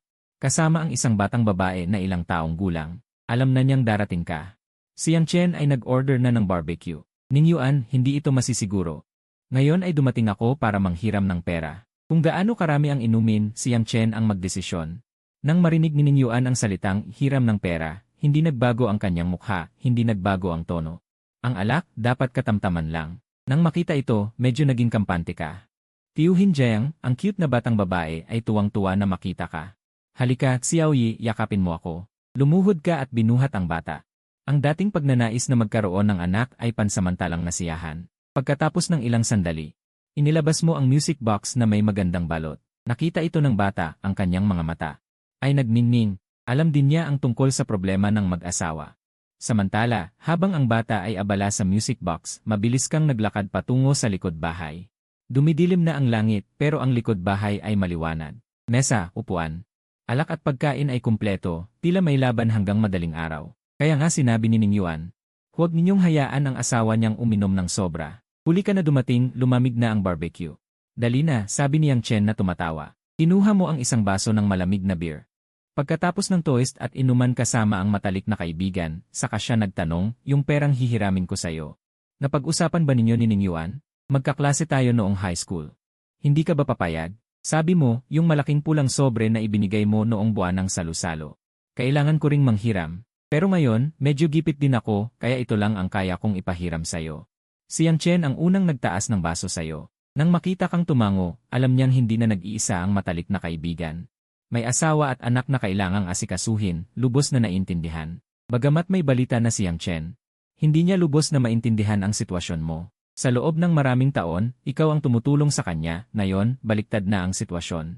Napunta na sa akin ang pagmamakaawa. Kahit papano mag-asawa pa rin kayo. Yung asawa mong si, ganyan ba talaga kalupit? Mahinahon mong sinabi, wala akong kinalaman sa pera niya. Ano, itinakwil ka na niya dahil mayaman na. Alam din Yang Chen, na sa isang pamilya, mas matatag ang lalaking malakas kaysa babaeng malakas. Hindi naman ganoon. Ang mga pagbabago ni Shen Siwei sa mga nakaraang taon ay masyadong komplikado, hindi ko maipaliwanag sa ilang salita. Kung si Shen Wanzi ang napangasawa mo, malamang dalawa na ang anak mo. Sana'y nagkaayos tayo ng anak na magiging magkasintahan. Pero ngayon, wala pa ang anak mo. Kapag umiinom, madaling mag-usap. Noon, ikaw at si Shen Wanzi. Talagang perpektong magkapares na magkaibigan noong bata. Uminom ka lang nang hindi nagsasalita. Makalipas ang maraming taon. Ngayon ay nagkita muli, ngunit hindi na maibabalik ang nakaraan. Mula alas 7 hanggang alas 11. 4 na oras ay hindi sapat para sa dalawang magkaibigan na uminom.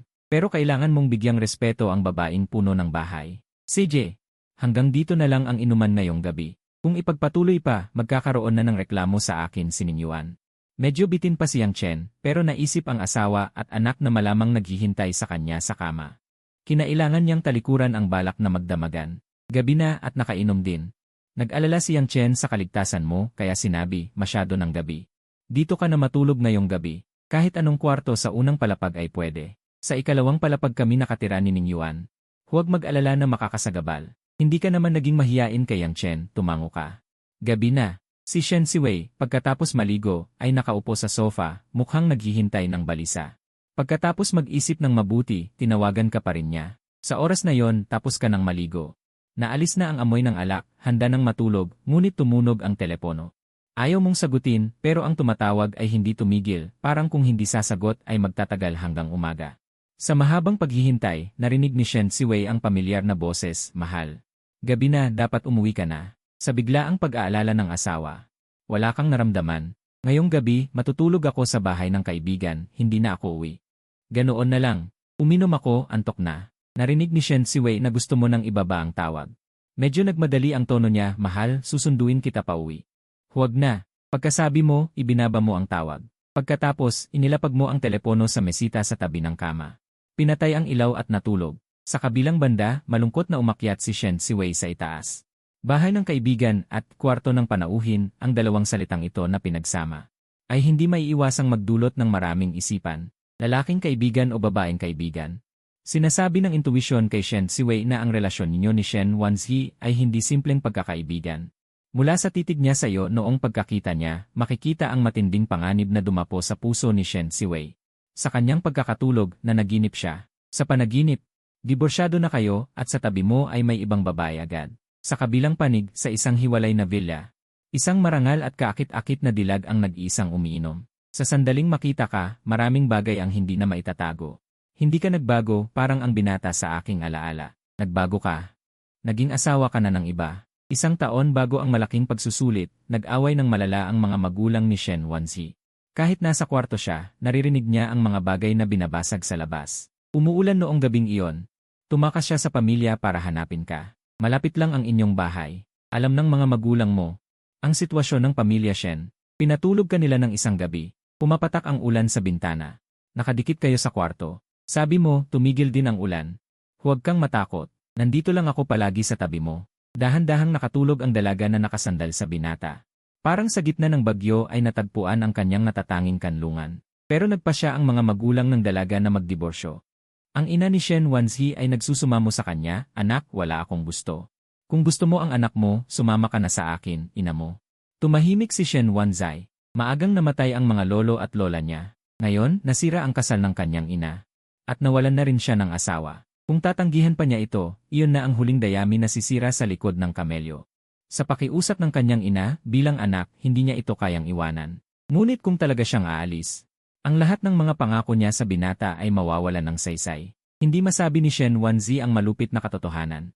Kaya pinili niya ang pinakawalang hiyang pagtakas. Dinala siya ng kanyang ina upang sumama sa kanyang tiyahin na nanirahan sa ibang bansa. Ang babaeng ito ay dumaan sa maraming pagsubok.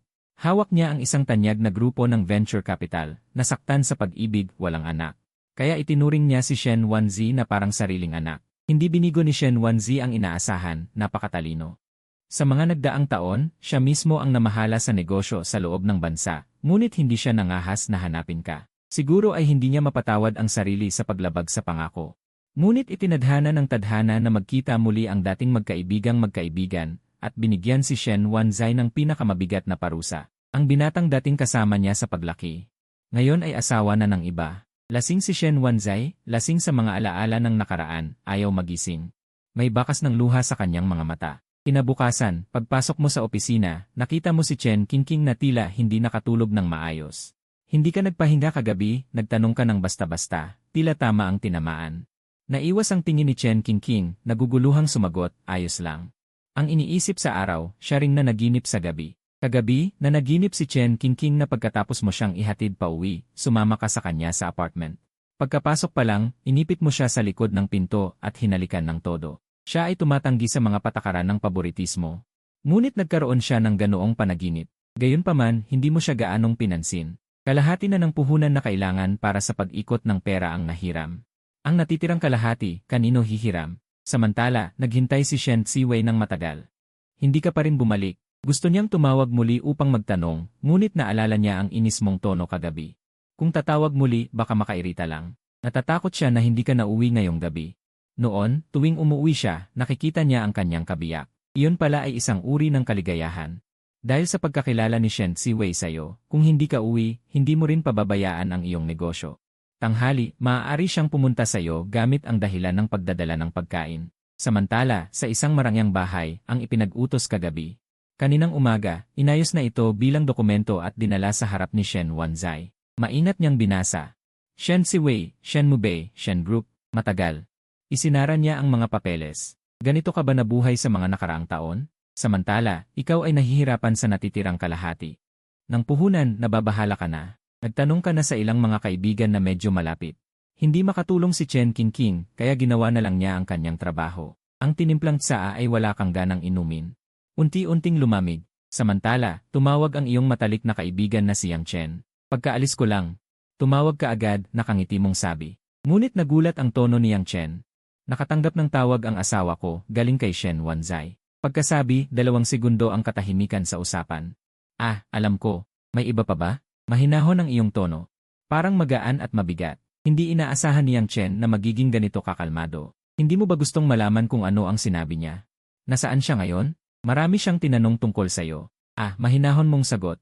Isang simpleng salita lang, ngunit isinara nito ang lahat ng daan. Hindi alam ni Yang Chen kung ano ang sasabihin. Hindi niya alam ang awayan niyo. Naalala niya ang dati niyong samahan, at ngayon ay ganito na ang kinahinatnan. Kahit si Yang Chen, na tagalabas, ay nalulungkot. Noon, bigla siyang umalis. Matagal na ang lumipas, gusto mo pa bang malaman ang sagot? Ang malaman at hindi malaman, walang pagkakaiba. Lumipas na ang panahon.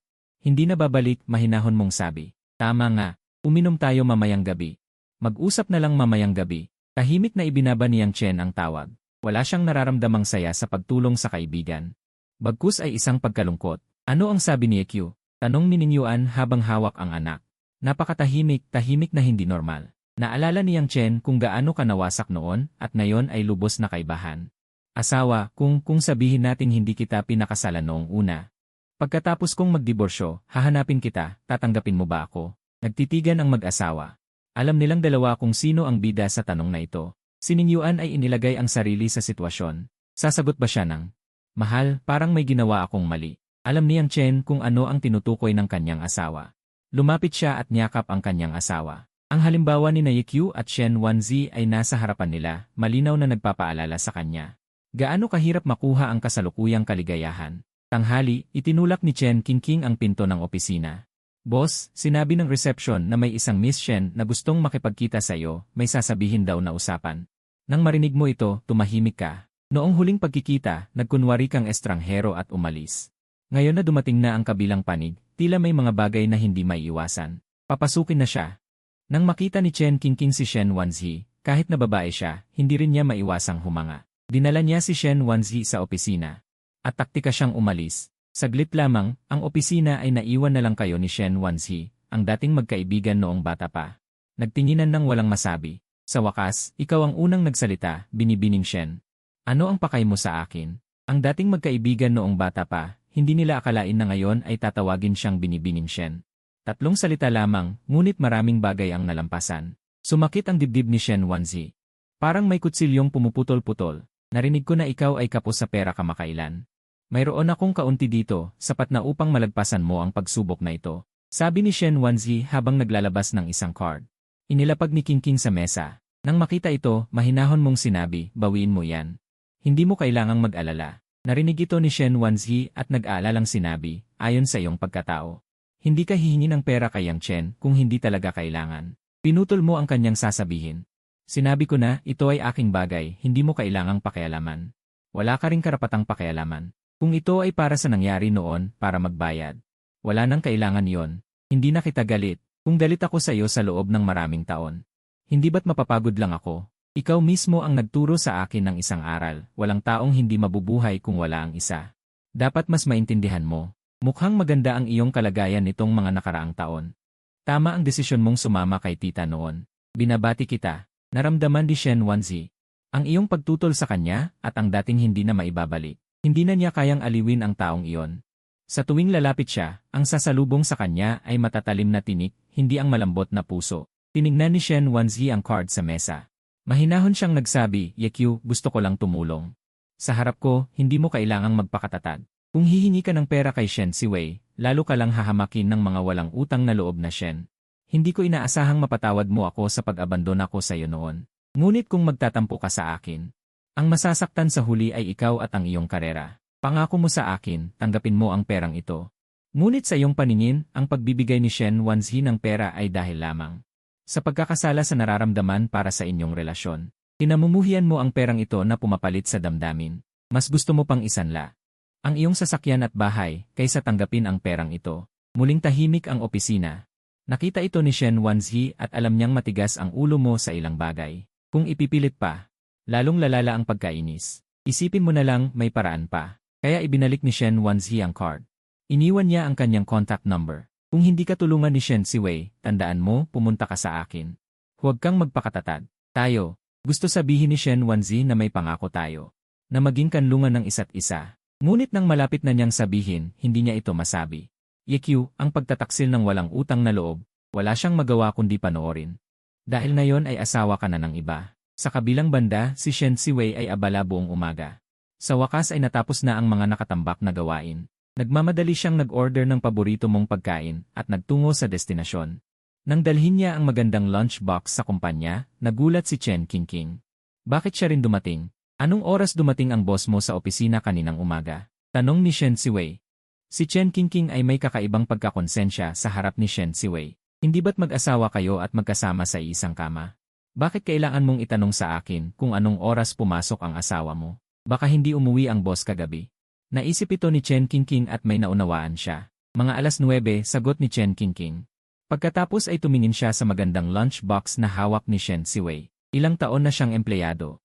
Bihira lang pumunta si Shen Siwei sa kumpanya, lalo na magdala ng pagkain.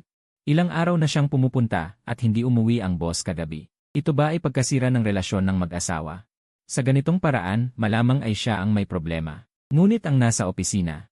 Ano ang koneksyon ni Binibining Shen? Naisip ito ni Chen Qingqing at naramdaman niyang magulo ang relasyon. Napabuntong hininga siya. Ang Binibining Shen na yon, nasa opisina pa ba? Dumating na ang pangunahing asawa. Boss, pagpalain ka nawa. Lumakad si Shen Siwei papunta sa opisina, itinulak ang pinto at pumasok. Ang una niyang nakita ay hindi ikaw, kundi isang napakagandang babae. Agad niyang nakilala kung sino, ang kutob niya kahapon. Ngayon ay naging katotohanan. Wanzi, bakit ka nandito? Matagal na kitang hindi nakikita. Ngayon ay dumating ako para makipagkwentuhan sa kanya. Mahinahong sabi ni Shen Wanzi. Ngunit si Shen Siwei ay tumingin kay Shen Wanzi. Ayaw niya sa kalmadong pag-ugali na tila siya ang asawa mo. At parang ako lang ang isang estrangherong biglang pumasok sa gitna. Yung sinabi mong bahay ng kaibigan kagabi. Bahay ba yun ni Shen Wanzi? At uminom ka pa? Napansin din ni Shen Wanzi. Ang lunchbox na nasa kamay ni Shen Siwei. Hindi na kita abalahin. Mag-enjoy kayo sa tanghalian. Unti-unting lumayo ang tunog ng takong ni Yue, naiwan lang kayong dalawa. Ganoon na lang ba si Shen Wanzi umalis? Pero para kay Shen Siwei, hindi niya ito matanggap. Ang pakiramdam ay parang nakaalis na ang magnanakaw. Pero iniisip pa rin ng magnanakaw. Bagamat gusto ni Shen Siwei na agad na tanungin ang lahat. Ang pagmamadali ay sisira lamang sa relasyong halos gumuho na. Asawa, busy ka buong umaga, oras na para kumain. Paborito mong pagkain ito. Hindi ako gutom. Wala kang ganang kumain. Basag ang screen ng cellphone. Ayaw niyang makita ni Shen Siwei na nangungutang siya kung saan-saan. Pero kahit ganoon kaliit na kilos ay lalo pang nagpasigla sa pagkabalisa ni Shen Siwei. May tinatago ka sa kanya. Darating din ang panahon, kailangan mong kumain. Kung magkasakit ka, hindi sulit. Asawa, hindi ba sinabi mong gusto mo ng anak? Sa sinabing iyon, natawa ka na lang sa inis. Ilang taon nang walang anak. Dahil ba sa mahina ang katawan ko? Ngayon bigla mong sinabi na kailangan mong alagaan ang sarili. Magkakaroon tayo ng anak. Tunay na mapaglaro ang tadhana. Dati, gusto ko pero hindi ko makuha.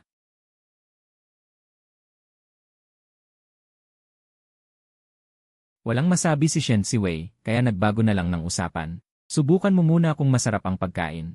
Pagkasabi, binuksan niya ang magandang lunchbox. Dahil sa mahusay na pagpapanatili ng init, umuusok ang pagkain. Sa oras na yon, tumawag ang isang kaibigan na tinulungan mo. Lumabas ka ng opisina para makipagkita. Iniwan mo ang sabi, ikaw na lang kumain. Pero hindi talaga makakain si Shen Siwei. Hindi ka umuwi kagabi at maaaring may kinalaman kay Shen Wanzi. Ang di mawaring ugnayan at atmosfera sa pagitan ninyong dalawa. Lahat ng ito ay labis na nagpapahirap sa kanya. Makalipas ang 10 minuto,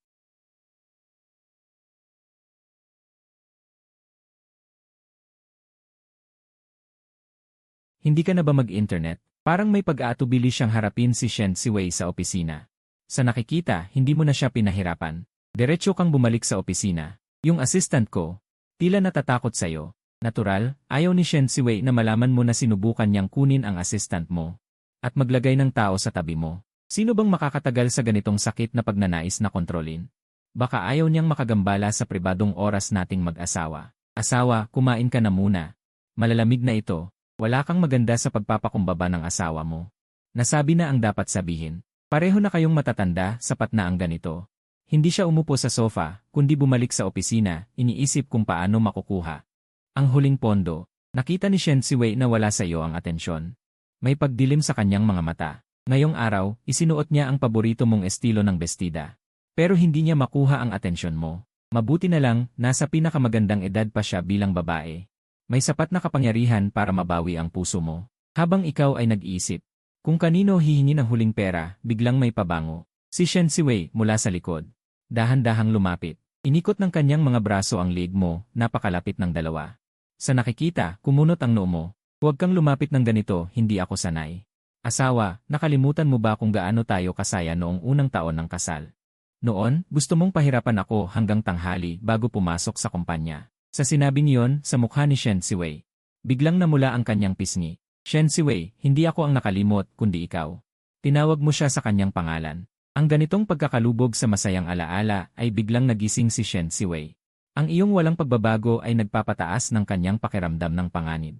Bumuntong hininga si Shen Siwei sa iyong tainga. Saan ka pumunta kagabi? Hindi niya pwedeng itanong. Ano ang relasyon mo kay Shen Wanzi? Hindi rin niya pwedeng itanong. Ang kasal sa pagitan niyo ay parang salamin na puno ng bitak. Kahit kaunting dikit, ito ay mababasag. Hindi bale. Hindi mo siya pwedeng tanungin, pero pwede mong tanungin si Shen Wanzi. Ano ba ang high school classmate na yon? Na mula sa malayo ay pumunta siya upang matagal na makita. Malumanay na sabi ni Shen Siwei, asawa. Ngayong gabi, huwag kang tumira sa labas. Saan ka pa, mas mabuti ang sariling bahay. Maaga kang umuwi.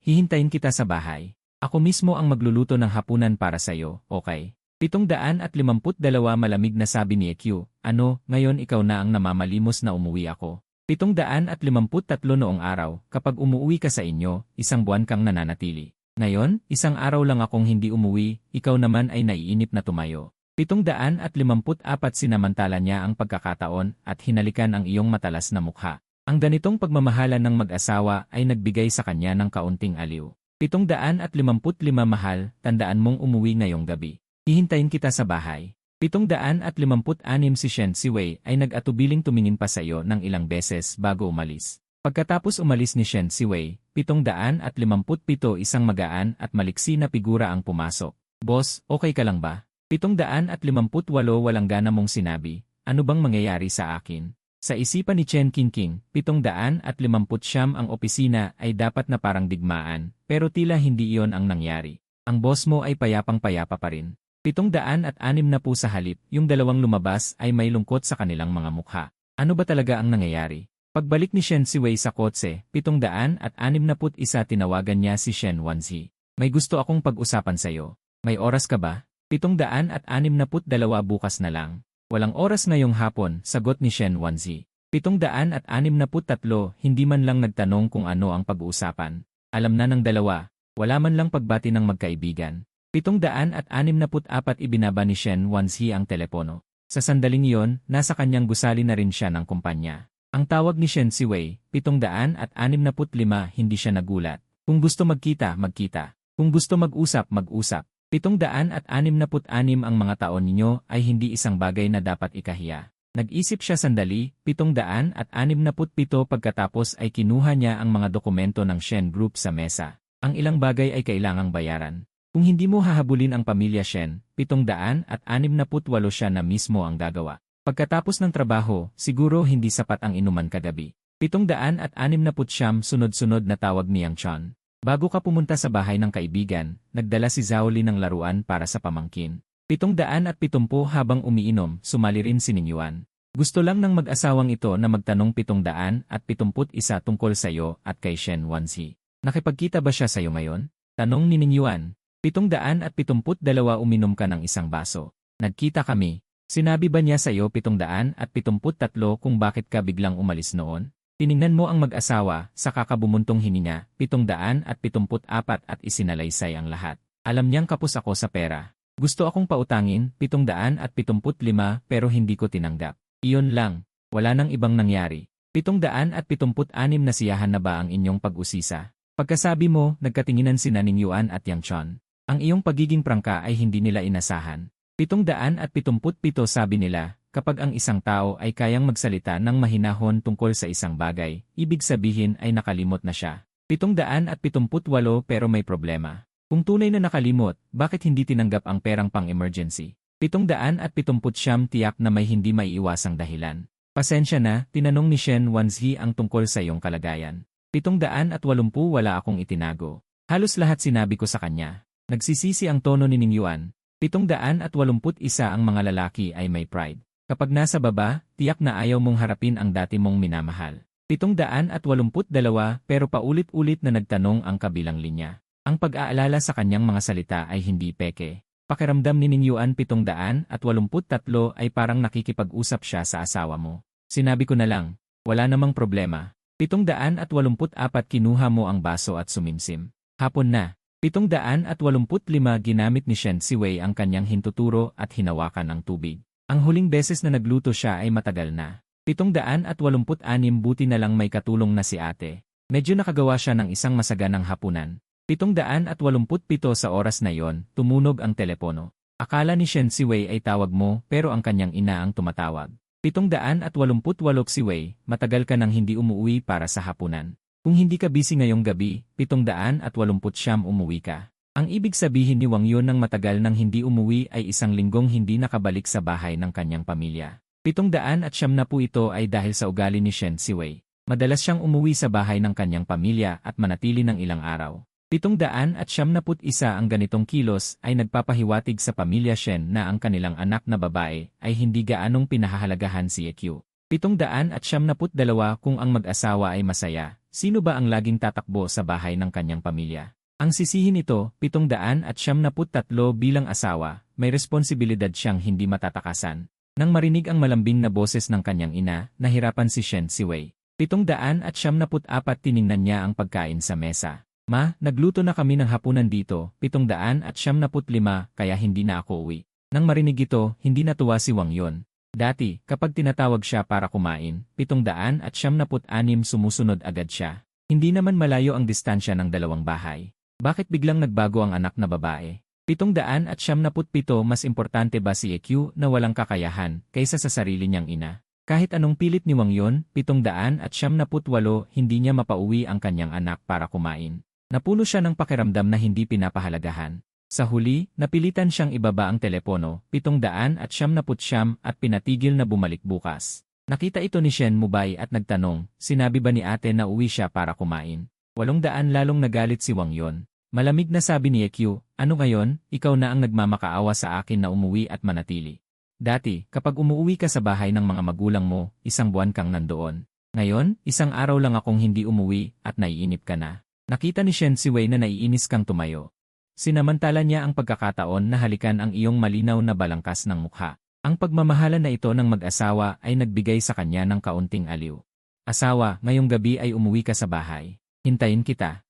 Si Shen Siwei ay nag-aatubiling tumingin sa iyo ng ilang beses bago umalis. Pagkatapos umalis ni Shen Siwei, isang magaan at mabilis na figura ang pumasok. Boss, okay ka lang ba? Inis na sabi ni EQ, ano bang pwedeng mangyari sa akin? Sa isip ni Chen Qingqing, ang opisina ay magiging isang larangan ng digmaan na puno ng kaguluhan, ngunit tila hindi iyon ang totoo. Ang boss namin ay tila mahinahon pa rin. Samantalang ang dalawang lumabas, isa-isa, ay may malungkot na mukha. Anong nangyari? Pagbalik ni Shen Siwei sa kanyang sasakyan, tumawag siya kay Shen Wanzi. May mga bagay akong gusto mong pag-usapan. May oras ka ba? Bukas na lang. Walang oras ngayong hapon, sagot ni Shen Wanzi. Hindi man lang nagtanong kung ano ang pag-uusapan. Parehong alam na alam nila, kahit ang simpleng pagbati ng magkaibigan ay wala. Inilapag ni Shen Wanzi ang kanyang telepono. Sa oras na yon, nakabalik na rin siya sa kanyang sariling gusali. Hindi siya nagulat sa tawag ni Shen Siwei. Kung magkita man, magkita. Kung mag-usap, mag-usap. Ang mga taon na kasama mo ay hindi naman bagay na dapat ikahiya. Nag-isip siya sandali.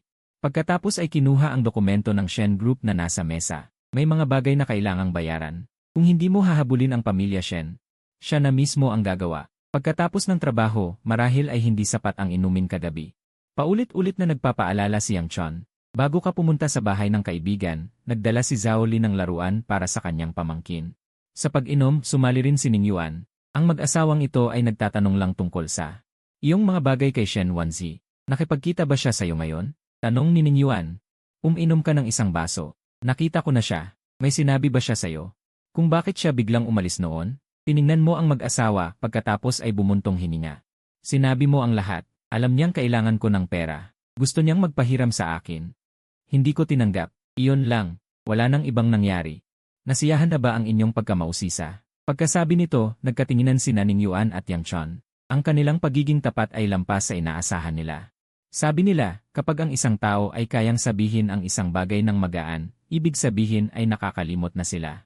Ngunit may tanong pa rin, kung talagang nakakalimot, bakit hindi kunin ang pera para sa tulong dito? Tiyak na may dahilan siya. Paumanhin, tinanong ni Shen Wanzi ang tungkol sa iyong kalagayan. Hindi ako nagtago ng anuman, halos lahat ay sinabi ko sa kanya. May paghingi ng tawad ang tono ni Ning Yuan.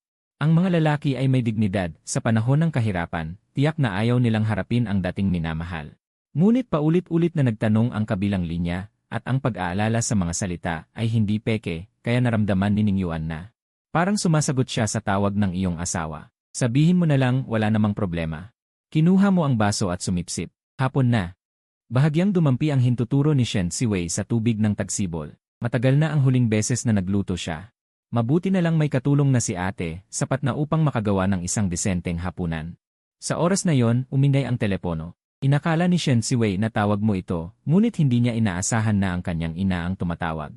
Siwei, matagal ka nang hindi umuwi para sa hapunan. Kung hindi ka abala ngayong gabi, umuwi ka. Ang matagal nang hindi umuwi na sinabi ni Wang Yun ay tumutukoy sa isang linggong hindi pag-uwi sa bahay ng kanyang mga magulang. Ito ay dahil sa ugali ni Shen Siwei, dahil madalas siyang umuwi sa bahay ng kanyang mga magulang at manatili doon ng ilang panahon. Ang ganitong kilos ay hindi tuwirang nagpapahiwatig sa pamilya Shen na hindi gaanong pinapahalagahan ng anak na babae si EQ. Kung ang mag-asawa ay nagmamahalan, sino ang laging tatakas pauwi sa bahay ng mga magulang? Ang sisihin na ito. Bilang asawa ay may responsibilidad siyang hindi matatakasan. Nang marinig ang malumanay na boses ng kanyang ina, nahirapan si Shen Siwei. Tiningnan niya ang pagkain sa mesa. Ma, handa na ang hapunan dito ngayong gabi. Hindi na ako maglalakbay pabalik. Nang marinig ito, nabahala si Wang Yun. Dati, isang tawag lang, siguradong uwi siya. Hindi naman kalayuan ang dalawang bahay, bakit biglang nagbago ang anak? Mas mahalaga ba ang walang kwentang si EQ kaysa sa kanyang sariling ina? Kahit anong pilit ni Wang Yun, hindi niya mapauwi ang kanyang anak para kumain. Isang damdamin ng hindi pagpapahalaga ang pumuno sa kanyang puso, at sa wakas ay pinatay niya ang tawag ng walang pag-asa. At ipinaalala niya na dapat umuwi bukas. Nagtanong si Shen Mubai, sabi ba ni ate na uwi siya para kumain? Lalo pang nagalit si Wang Yun, huwag nang banggitin. Hindi ko alam kung ano ang nangyayari sa iyong ate kamakailan.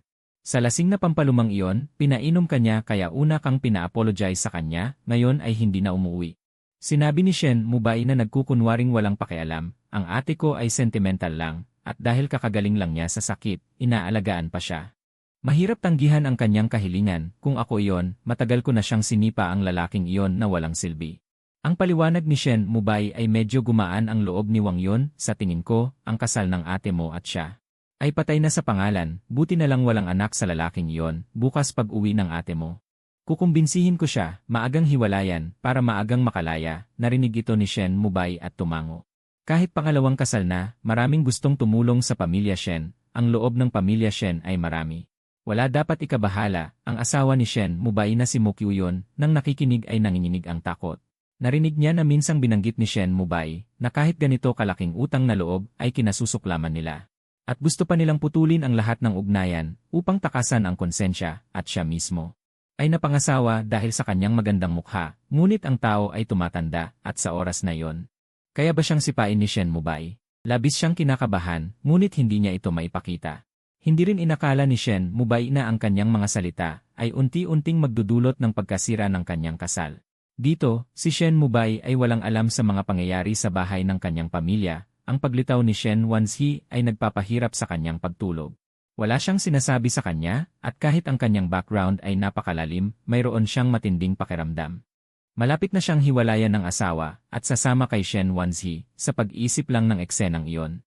Si Shen Mubay ay nasasaktan ng hindi makahinga, at hindi rin akalain ni Shen Wanzi na ang paglitaw niya sa opisina ay lubos na makapagpapasigla kay Shen Mubay, hanggang sa makagawa siya ng ilang mga nakatutuwang bagay, lumipas ang oras.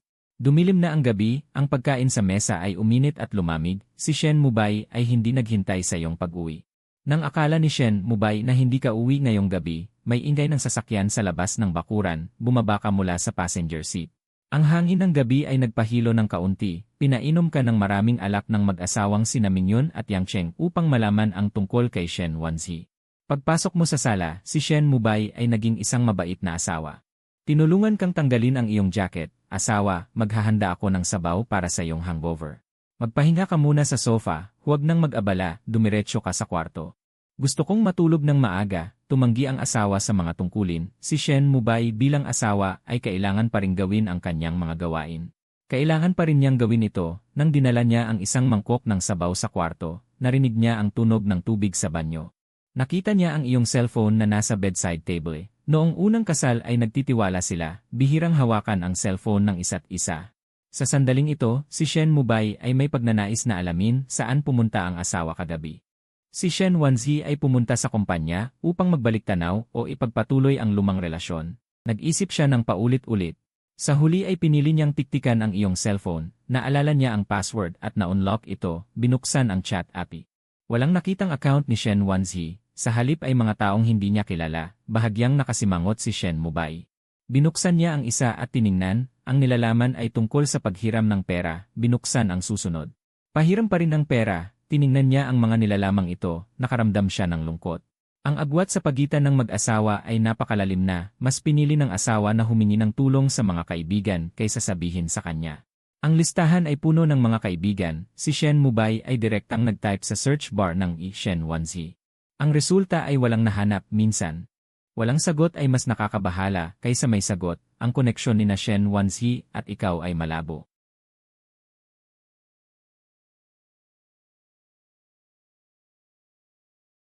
Hindi ito mabitawan, bigla siyang naging hindi mapakali, sumulyap ka. Walang pakialam mong sinabi, ano ang hinahanap? Tingnan kung hindi ako umuwi kagabi. Kung may babaeng kasama ba akong nag-check-in? Tama ang hula mo, ang pinakamasama sa korte ay mawalan ng lahat ng ari-arian, ang pera kong ito ay hindi mo naman siguro gusto, kaya pirmahan mo na ang divorce agreement. Maghiwalay tayo ng maayos, pagkatapos ng mga salitang ito ay tumahimik si Shen Mubay. Ang pagtiktik sa privacy na nahuli sa akto ay parang nagdagdag ng gasolina sa apoy, dahil ang pagsusuri ay kawalan ng tiwala. Agad siyang lumipat ng paksa at sinabi, asawa, kamakailan ang iyong kumpanya. Kulang sa pondo, bakit hindi mo sinabi sa akin? Ang humingi ng tulong sa iba ay mahirap, tamad kang makipagtalo sa kanya. Nagmamadaling pinatuyo ang buhok at natulog, mas pinili mong mangutang sa bangko kaysa gamitin ang pera ni Shen Mubay. Ang mga walang utang na loob na iyon sa pamilya Shen ay naghihintay lang ng dahilan upang kang kagatin. Sa kalagitnaan ng antok, naramdaman mo ang isang mabango at malambot na katawan na dumikit at sinabing, pagkatapos ay matulog ka na sa iyong kwarto. Dahil sa epekto ng alak, inaantok ka na talaga at nahulog ka sa mahimbing na pagtulog. Bahagyang tinawag ni Shen Mubay ng 2 beses, walang sagot, ang mga salitang sinabi mo ay gumugulo sa kanyang puso.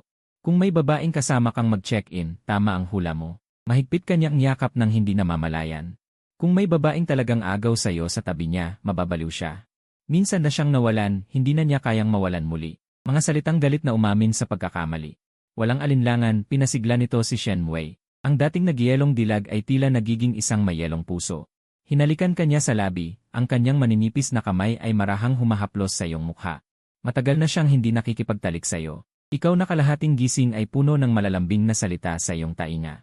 Pakiramdam mo'y lumulutang sa ulap. Dahan-dahan mong iminulat ang iyong mga mata. Ang una mong nakita ay ang mukha ng iyong asawa. Ang napakagandang mukha na may kulay rosas. Naaalala ang mga pangyayari kagabi, inakala mong ito ba'y totoo? Ngunit ang gusot na kama ay nagpapatunay na hindi iyon panaginip. Baliw. Siya pa ba ang Shen Wei na kilala ko? Kahit sa pinakamasayang panahon ng aming pagsasama, hindi pa siya nakagawa ng ganitong hakbang. Pumasok si Shen Wei sa silid tulugan, lumapit sa kama at umupo, malumanay na nagsabi. Mahal, handa na ang almusal. Ang mga pagbabago ni Shen Wei sa mga nakaraang araw ay napakalaki, bigla mong naramdaman na tila hindi mo siya kilala. Ang kanyang kagabi ay lubhang labis. Ito pa ba ang asawang laging mahigpit na kumakapit sa kumot? Nang makita kang hinahaplos ang noo dahil sa sakit ng ulo, tumayo si Shen Wei at pumunta sa kusina upang magtimpla ng tubig na may pulot. Huwag kang uminom ng sobrang alak. Masama sa katawan. Hindi mo pinansin ang malumanay na paalala ng iyong asawa. Mula nang sabihin ni Shen Wei na gusto niyang makipaghiwalay, tila ibang tao ka na ngayon. Nag-aabot ng tsaa at nagbubuhos ng tubig. Kusang lumalapit. Hindi ko na maalala kung kailan ako huling nakaranas ng ganitong pagtrato. Bakit pa? Sa bandang huli, mapapagod ang tao. Maaga man o huli, ang hiwalayan ay hiwalayan pa rin. Mahal, paano mo nalaman na ngayon lang ako nagbago at hindi ako nagsisisi? Kahit ang pagmamahalan kagabi o ang pagtimpla ko ng tubig na may pulot para sa iyo ngayon. Iyon lang ang tungkulin ko bilang asawa. Inaamin ko na ang mga pag-aaway natin noon ay kasalanan ko lahat. Ngayon ko lang naunawaan, yaman man o katayuan. Ikaw lang ang pinakamahalaga sa akin. Bigyan mo ako ng pagkakataon, alang-alang sa ilang taon nating pagsasama, okay? Dahil sa tingin mo hindi ko kayang magpanggap ng matagal, magpustahan na lang tayo. Kung sa hinaharap ay magiging malamig ako sa iyo at hindi gaganapin ang tungkulin bilang asawa, pusang lalagdaan ko ang kasunduan sa diborsyo. Hindi na kita abalahin. Taos-pusong sinabi ni Shen Wei, ngunit ngumiti ka lamang. Ang pag-aasawa ay hindi tungkol sa 2 tao lamang, kundi sa 2 pamilya. Kung bakit ka nagkaroon ng ganitong alitan sa iyong asawa. Ang pamilya Shen sa likod ay malaki ang naitulong. Shen Wei, hindi mo ba talaga napapansin? O sadyang pinipili mong huwag pag-usapan? Huwag na nating banggitin ang iba, ng araw na iyon ay nagsorry si Shen Muobai ng labag sa loob. Malamang alam din ni Wang yon. Kung hindi ako nagkakamali, isang serye ng mga reaksyon ang darating. Kaya ba tatayo si Shen Wei sa panig mo laban sa pamilya Shen? May ngiting puno ng kahulugan na itinanong mo. Talaga, narinig ito ni Shen Wei at agad na tumugon. Ngunit tila nakita mo na ang magandang dula na iyon. Ang pag-ibig at puot sa pagitan niyo ay matatapos sa magandang dulang iyon. Unang pinili ni Shen Wei ang damit para sa iyo mula sa aparador. Pagkatapos ay pinalitan ang gusot na kumot. Tunay na mapagmahal at mabait na asawa. Kahit na nagbigay ka na ng konsesyon, siya ay nakakaramdam pa rin ng hindi mapakali. Pinigilan ni Shen Wei ang pagkabalisa na ito. Matapos kang tulungang maghugas, ang kanyang maninipis na kamay ay nagtali ng iyong kurbata. Naisip niya si Wang yon. Paulit-ulit na pinapaalala na kailangan niyang umuwi ngayong gabi. Kahapon ay ipinagpaliban sa ngayon ay ipinagpaliban sa bukas. Sa huli ay kailangan pa ring umuwi. Mahal, ilang beses nang sinabi ni inay na umuwi ako upang makita siya. Kagabi ay hinintay kita sa bahay, hindi ako pumunta. Ngayong gabi ay uwi na ako. Sama ka sa akin, okay? Tiningnan mo ang iyong asawa sa salamin, tila iisa. Sa totoo lang, 2. Ayaw mong pumunta, tuwirang sinabi mo. Narinig ito ni Shen Wei, at ang kanyang mukha ay nagdilim. Alam niyang hindi mo gusto na lagi siyang pumupunta sa bahay ng kanyang mga magulang. Ang pakikitungo ng kanyang mga magulang sa iyo ay nagbago na. Mabuti na lang, babawi ako sa iyo kapag nakauwi na ako. Uwi ka ngayong gabi upang makita ang iyong mga magulang. Ako naman ay uwi upang makita ang aking mga magulang. Sari-sariling bahay, mahinahong sinabi mo. Parang kayo ay mga kasamahan na nagbabahagi ng bahay. Hindi maganda ang pakiramdam ni Shen Wei. Hindi dapat siya magmungkahi ng pag-uwi sa kanyang mga magulang. Sa sandaling iyon ay napabuti ang relasyon ng mag-asawa. Napaisip siya at kumuha ng isang bank card. Mahal, ang mag-asawa ay dapat magtulungan. Kung kinakailangan mo ng pera sa hinaharap, sabihin mo sa akin. Hindi mo kailangang humingi sa iba. Ang password ay ang iyong kaarawan. Naramdaman mo ang magaan na bank card sa iyong kamay. Ngunit ang binibili nito ay ang iyong dignidad. Kung gagamitin mo ito, ikaw ay magiging isang lalaking tinatawag na soft rice eater sa bibig ng pamilya Shen. At huwag kang gagamit ng pera ng ibang babae. Paulit-ulit na sinabi ni Shen Wei. Saka, huwag kang gumamit ng pera ng ibang babae. Paulit-ulit na sinabi ni Shen Wei. Talagang natatakot siyang humiram ka ng pera kay Shen Wanzi. Kapag may utang sa isa't isa, nagiging magulo ang lahat. Kinabukasan pagkatapos uminom, may natitira pang galit mula sa inuman. Gusto mo sanang tumawag ng driver para iuwi ka. Ngunit pinilit ni Shen Mawei na ikaw mismo ang ihatid. Nang bumaba ka, isang magaan na halik ang iniwan ni Shen Mawei sa iyong pisngi. Tanghali, magdadala ako ng pagkain sa iyo, asawa. Ano ang gusto mong kainin? Bahala ka. Umalis na ako. Hindi ka nagtagal. Kinalag mo ang seatbelt at bumaba ng kotse. Si Shen Mawei ay nakatitig sa iyong papalayong anyo, tila nawala sa sarili. Noong bagong kasal pa lang kayo. Magkasintahan kayo noon. Ngayon na siya ang nag-aalok ng pansin, kayang-kaya mo pa ring umalis ng walang emosyon. Alam ni Shen Mawei na wala siyang masisisihan. Asawa, sa pagkakataong ito, gagamitin ko ang natitira kong buhay para bayaran ka. Hanggang sa tuluyang mawala ang iyong anino, saka lang siya nagmaneho palayo.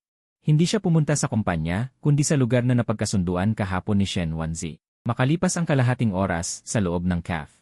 Ininom ni Shen Wanzi ang kanyang kape at sumimsim. May gusto ka bang itanong? Pwede mong itanong lahat. Hindi ako magtatago. Muli ang kalmadong iyon. Parang siya ang legal mong asawa. Hindi gusto ni Shen Mawei ang pakiramdam na ito. Sabihin mo, kayo ni EQ ay matagal nang hindi nagkikita ng mga kaklase noong high school. Parang hindi ganoon kasimple ang relasyon niyo. Kung normal na kaklase lang, hindi mo siya makikita ng palihim. Niloko mo ako. Ngunit hindi nagbago ang ekspresyon ni Shen Wanzi. Parang ang pagbibigay diin ni Shen Mawei bilang asawa ay wala lang sa kanya. Hindi kita niloko. Kami ni EQ ay talagang magkaklase. Mula kindergarten hanggang high school, sabay kaming pumasok at umuwi. Malapit ang bahay namin sa isa't isa. Minsan siya ang pumupunta sa amin para kumain, ako naman sa kanila. Ito ang mga katotohanang gusto mong malaman. Sa simpleng mga salita ay nakatago ang maraming nakakainggit. Magagandang alaala. Saka lang naunawaan ni Shen Mawei kung bakit si Shen Wanzi, sa harap ng pagkakakilanlan niya bilang asawa, ay nanatiling kalmado. Sa huli, kayo pala ay naglakad ng magkasama sa pinakamaganda at pinakamahirap limutang 11 taon ng buhay. Ang mga taong tulad nito ay lubhang mapanganib. Madali kanyang makuha mula sa kanya. Ang pakiramdam ng kawalan ng kakayahan at panganib ay sabay na dumating. Si Shen Mawei ay nagtanong ng pinakamahalagang tanong. Mahal mo pa ba siya?